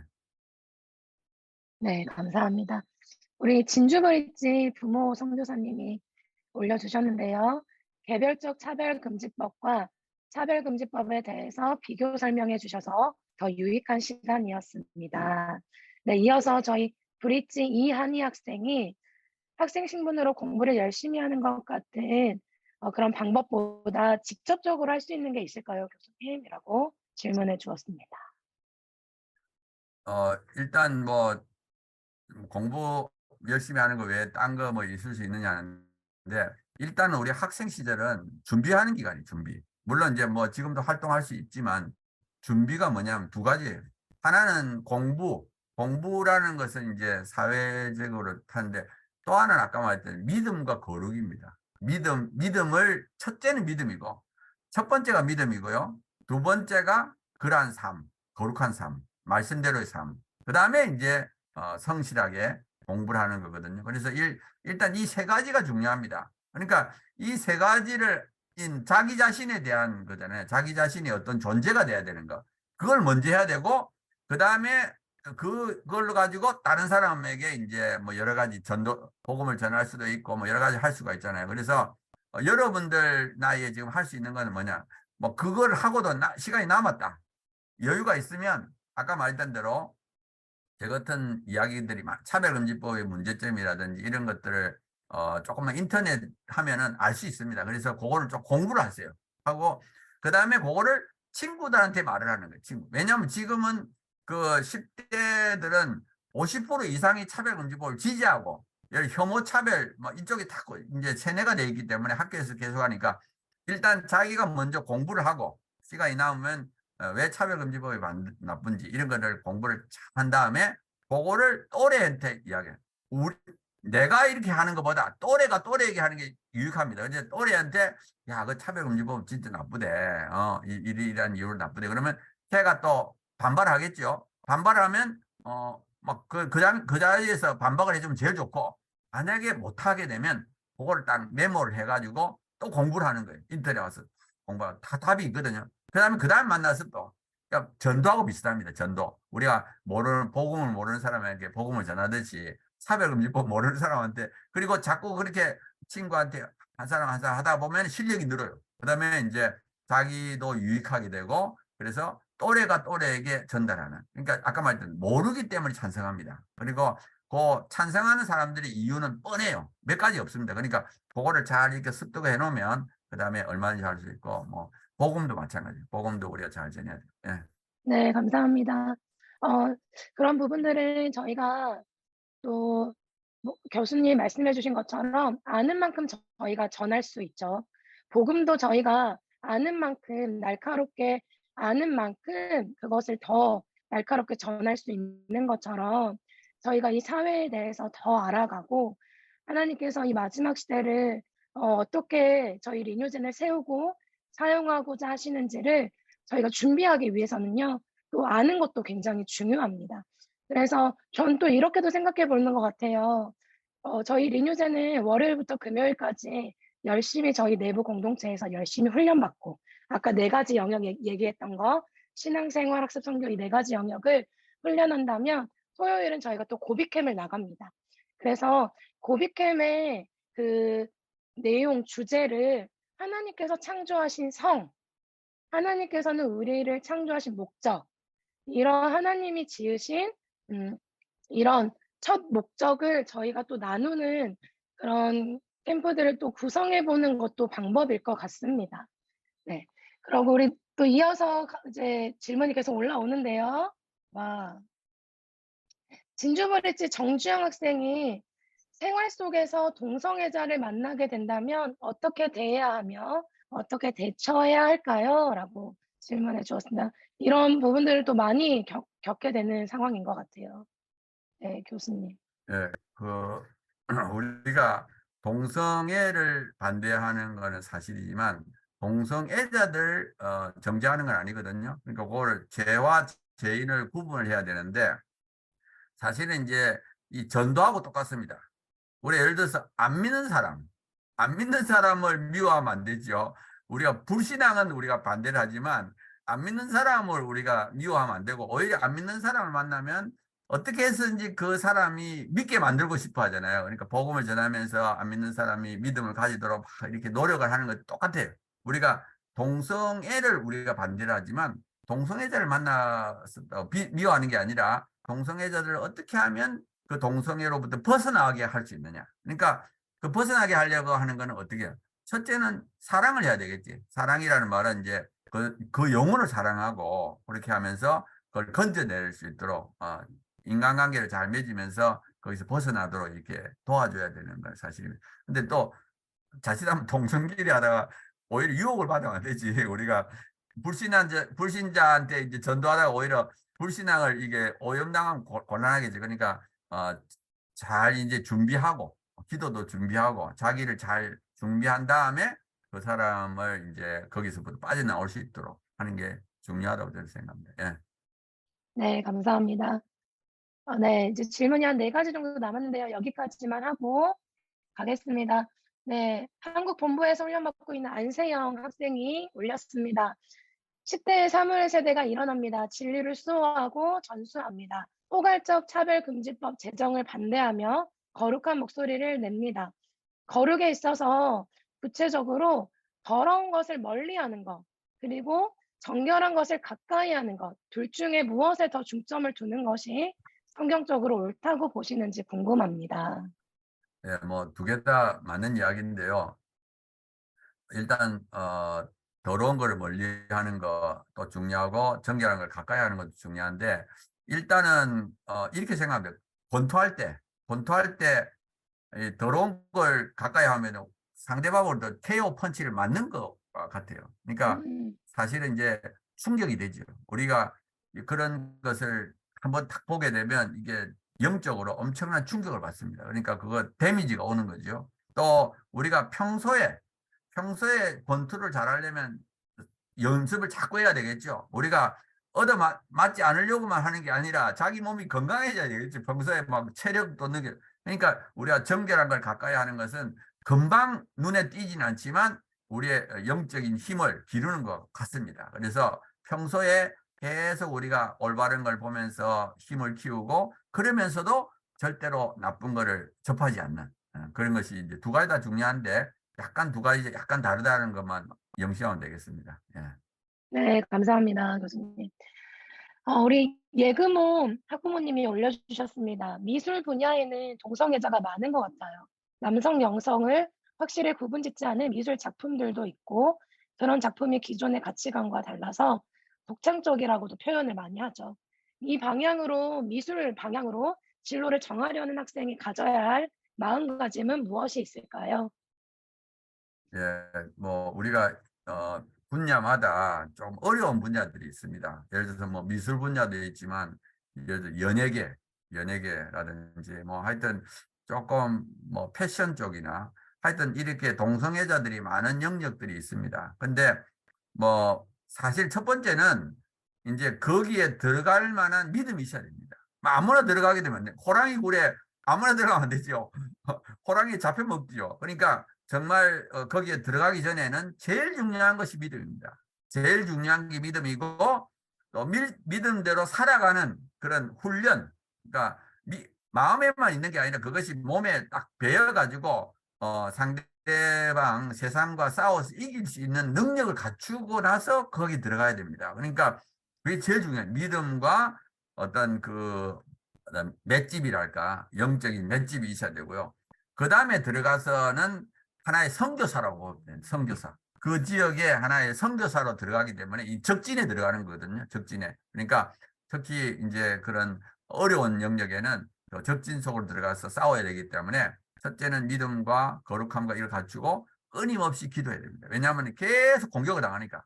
다르게 공격을 당한다는 것은 보고 듣는 걸 통해서 우리에게 공격을 하는 거죠. 그래서 거기에 흔들리지 않고 우리가 이기려고 하면은 항상 하나님의 지혜가 필요해요. 성령님의 도우심이 필요합니다. 그러니까 우리가 평소에 잘 갖추고 또 끊임없이 하나님과 소통하면서 그때그때 상황마다 어려운 일이 닥칠 때마다 하나님 이걸 어떻게 하면 좋습니까? 지혜를 그때그때 받으면서 그걸 헤쳐나가야 됩니다. 그래서 뭐 조금 전에 말했듯이 뭐 어떤 분야는 그게 막 동성애가 더 주류다 뭐 이런 것도 있잖아요.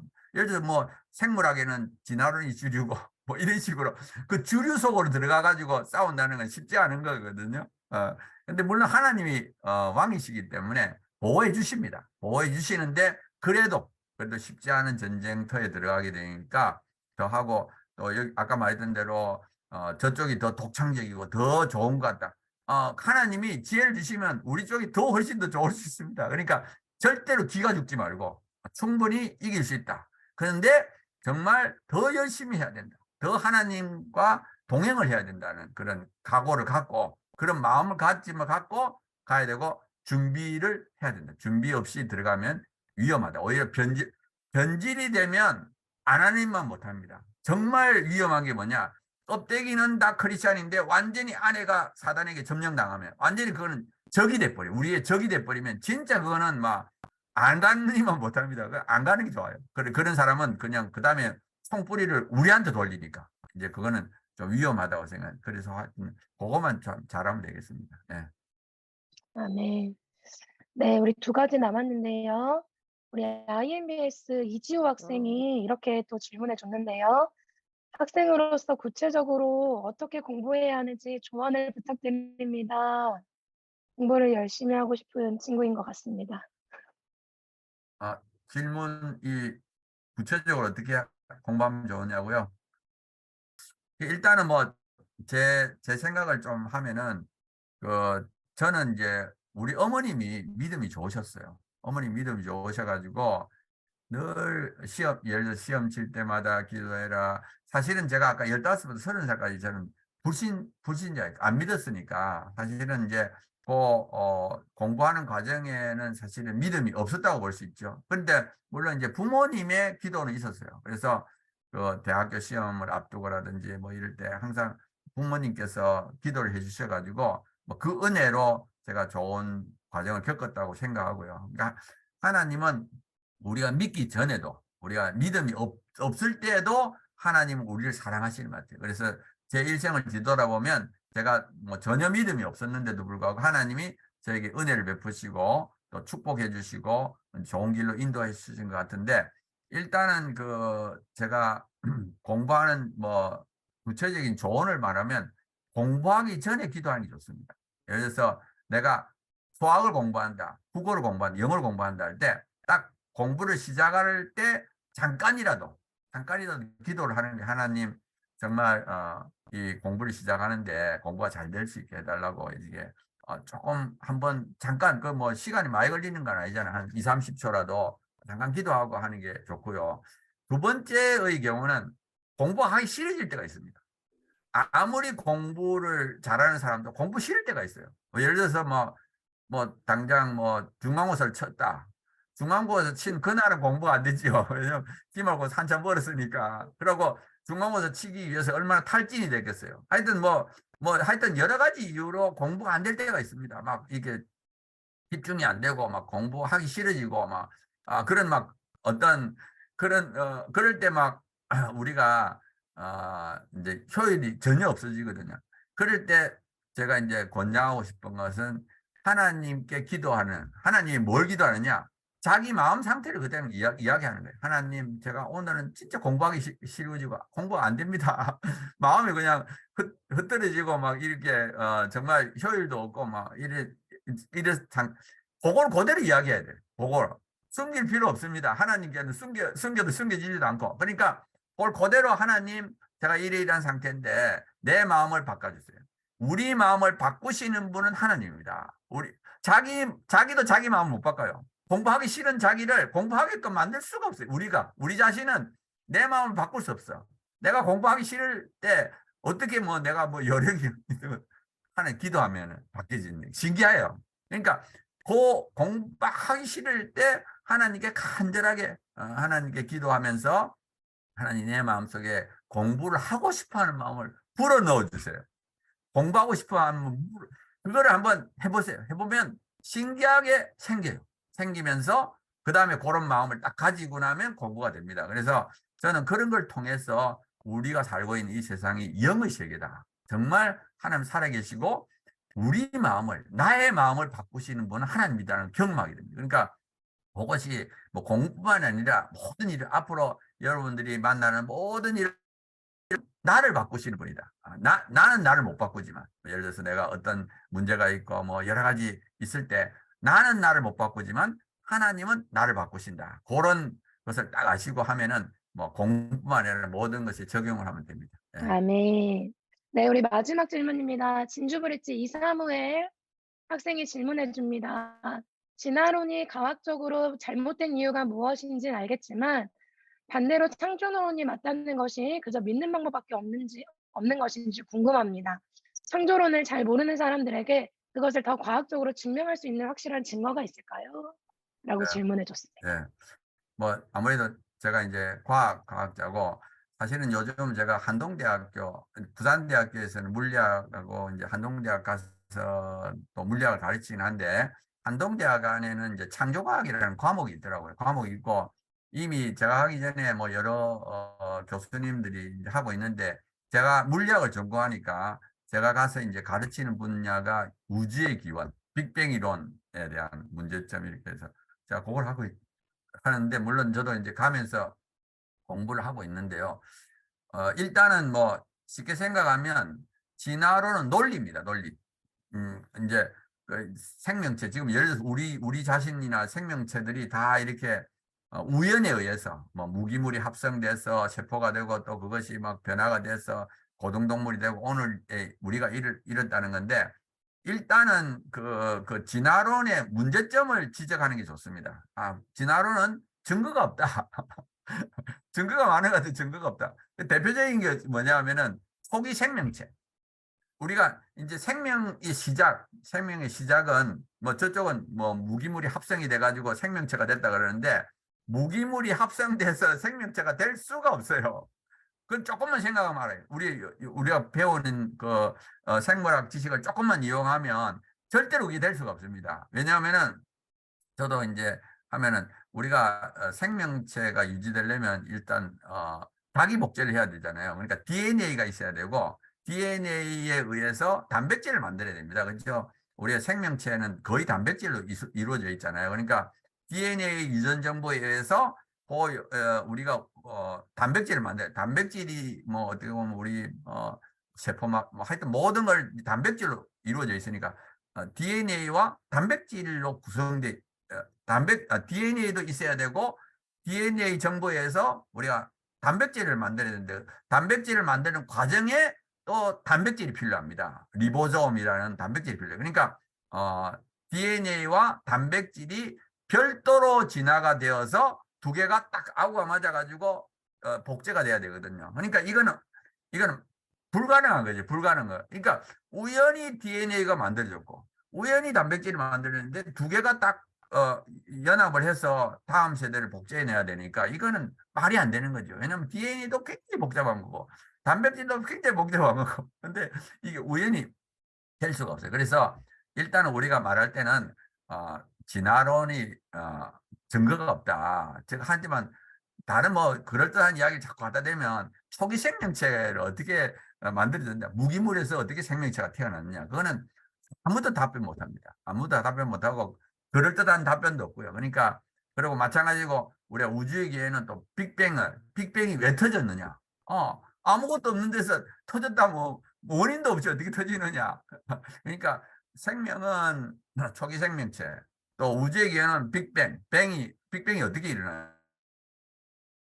설명을 못해요. 근데 지금 현재 존재하고 있는 생명체 하나하나 우리 자신에 볼 때 워낙 완벽하게 아름답게 그리고 너무너무 완벽하게 그리고 사실은 지금 뭐 우리 몸 안에 일어나고 있는 여러 가지 그 현상을 볼 때 우리가 모르는 게 너무 많거든요. 그러니까 세포 하나 안에서 일어나고 있는 그 생화학적 반응도 우리가 모르는 게 더 많아요. 아는 것보다. 정말 이게 완벽하게 정말 이게 만들어졌기 때문에 우리가 이제 창조가 어떻게 되는지 이렇게 설명을 못해도 만들어진 작품이 하나님의 진성을 하나님의 완벽한 능력을 나타내고 있고 또 상대방의 논리는 이제 결정적으로 문제가 있다. 그렇게 해서 접근하면 될 겁니다. 예. 네, 감사합니다. 오늘 교수님, 우리 다시 한번 우리 교수님께 감사합니다. 그래요. 네, 이제 우리 같이 한번 기도하고 마무리를 할 텐데요. 여러분, 계속해서 교수님께서 또 계속해서 얘기해 주시는 건 우리가 가져야 할 것은 거룩입니다. 그리고 오늘도 우리가 서 있는 그 자리에서 말씀과 기도로 하나님을 향한 믿음이 더욱더 견고해지는 것입니다. 무언가를 내가 배워야지, 알아야지 하기 이전에 하나님이 우리에게 이미 주신 그 부분들을 더 견고하고 깨끗하게 수호하는 것에 힘을 씁시다. 그래서 우리 시간 한번 같이 기도할 텐데 여러분 디모데후서에도 하나님께서 이제 사도 바울이 그릇이라는 비유로 이제 우리의 모습을 보게 하는데요. 하나님께서는 금그릇이나 은그릇이나 나무그릇 이런 질그릇 어떤 그릇을 중요한 게 아니라 그 그릇이 얼마나 깨끗한지를 하나님은 더 집중하고 계셔요. 하나님은요, 가장 완전하시고 하나님은 이미 우리와 함께 하시며 우리에게 영원한 생명을 허락하셨고 이 망가진 이 땅을 완전히 회복하실 그 약속을 이루고 계시는 분이신 줄 믿습니다. 하나님은 이미 회복하셨고 하나님은 이미 우리에게 승리를 안겨주셨습니다. 우리 이 시간 함께 기도합시다. 먼저는 여러분 개인을 위해 기도합시다. 하나님, 내 안에 거룩이 회복되어지기를 원합니다. 내 안에 정결함이 회복되어지기를 원합니다. 하나님, 또한 우리 공동체 안에 하나님 마지막 시대에 정말 하나님 우리의 또래를 세우는 또래가 준비되어지는 우리 리뉴젠 공동체 되게 하여 주시옵소서. 다음 세대가 회복되어지는 그 하나님 핵심의 앞잡이가 되어지는 우리 리뉴젠이 되어지게 하여 주십시오라며 여러분 공동체를 위해 기도하시고 또한 여러분 마음과 머리에 손을 얹고 성령님 내 안에 가득 임하여 주셔서 하나님을 더 깊이 알아가기를 원합니다. 하나님이 이 땅을 창조하셨을 때 그 첫 목적이 내 안에 더욱 깊어지고 더욱 회복되어지기를 원합니다 라면서 우리 함께 기도하시고 또한 동성애의 반대와 차별금지법의 그 반대에 앞에서 항상 앞잡이로 서 계시는 우리의 길 원평 교수님을 위해서도 함께 기도하시고 우리 교수님이 만나는 모든 청년들, 다음 세대들, 모든 기성세대들 가운데 하나님을 향한 진리가 더욱더 선포되어지게 하시며 그 복음이 복음되어지는 자리 되게 하여 주십시오 라면서 하나님이 주시는 마음들을 놓고 함께 기도하고 우리 리셋바를 마치도록 하겠습니다. 우리 마이크를 여실 수 있는 분들은 여셔서 우리 함께 기도로 오늘 이 리셋바를 마무리하고 우리 마지막으로 우리 교수님께서 마무리 기도해 주시고 우리 리셋바를 마무리하도록 하겠습니다. 우리 주여 한 분의 주 함께 기도합니다. 기도하겠습니다.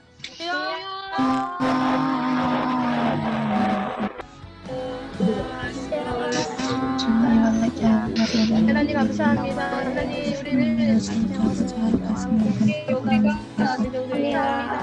그대가 너무나 악합니다. 벌써 가운데 있으면서 분별하시는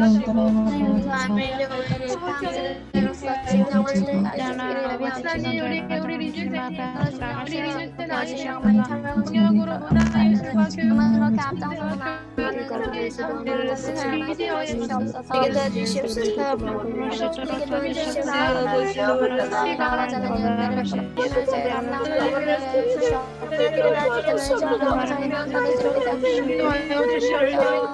우리 매일 주마다 꿈이 넓어지게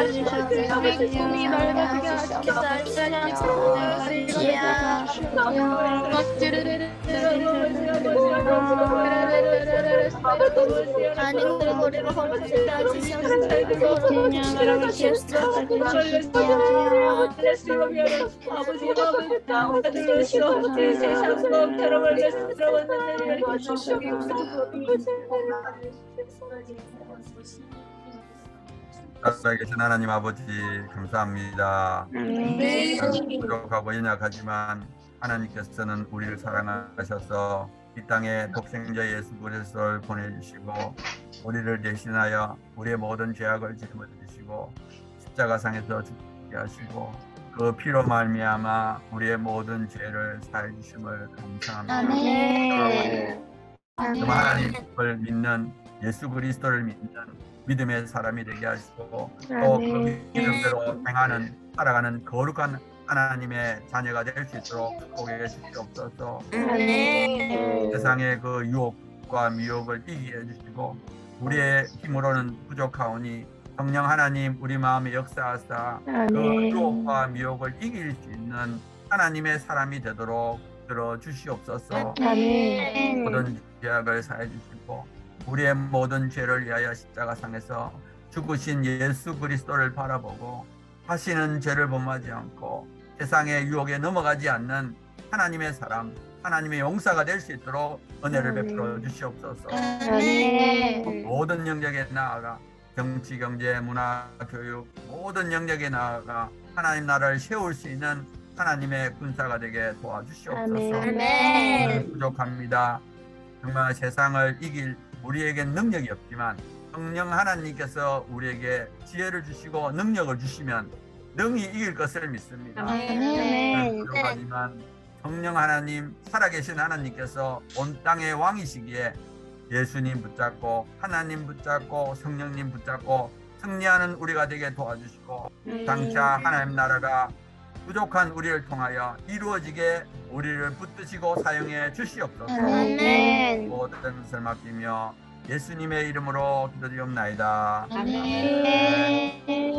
감사합니다. 감사합니다. 오늘도 우리 옆 사람과 이렇게 선포합시다. 하나님이 승리하셨습니다. 승리하셨습니다. 하나님이 승리하셨습니다. 승리하셨습니다. 나는 하나님의 것입니다.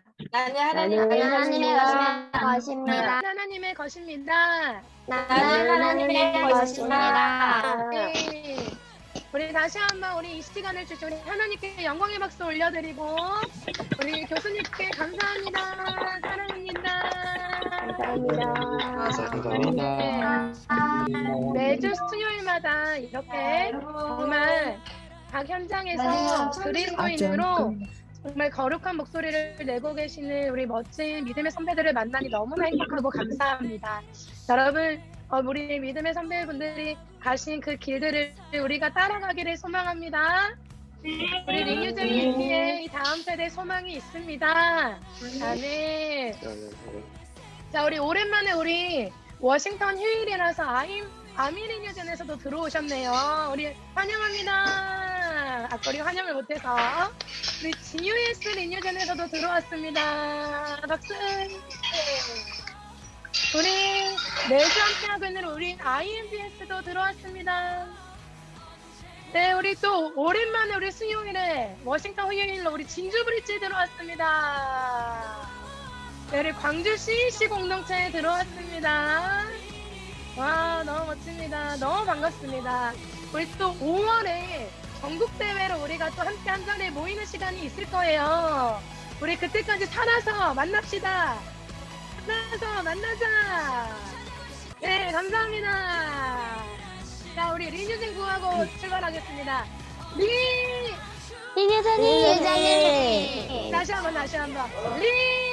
링유전님. 네. 세상을.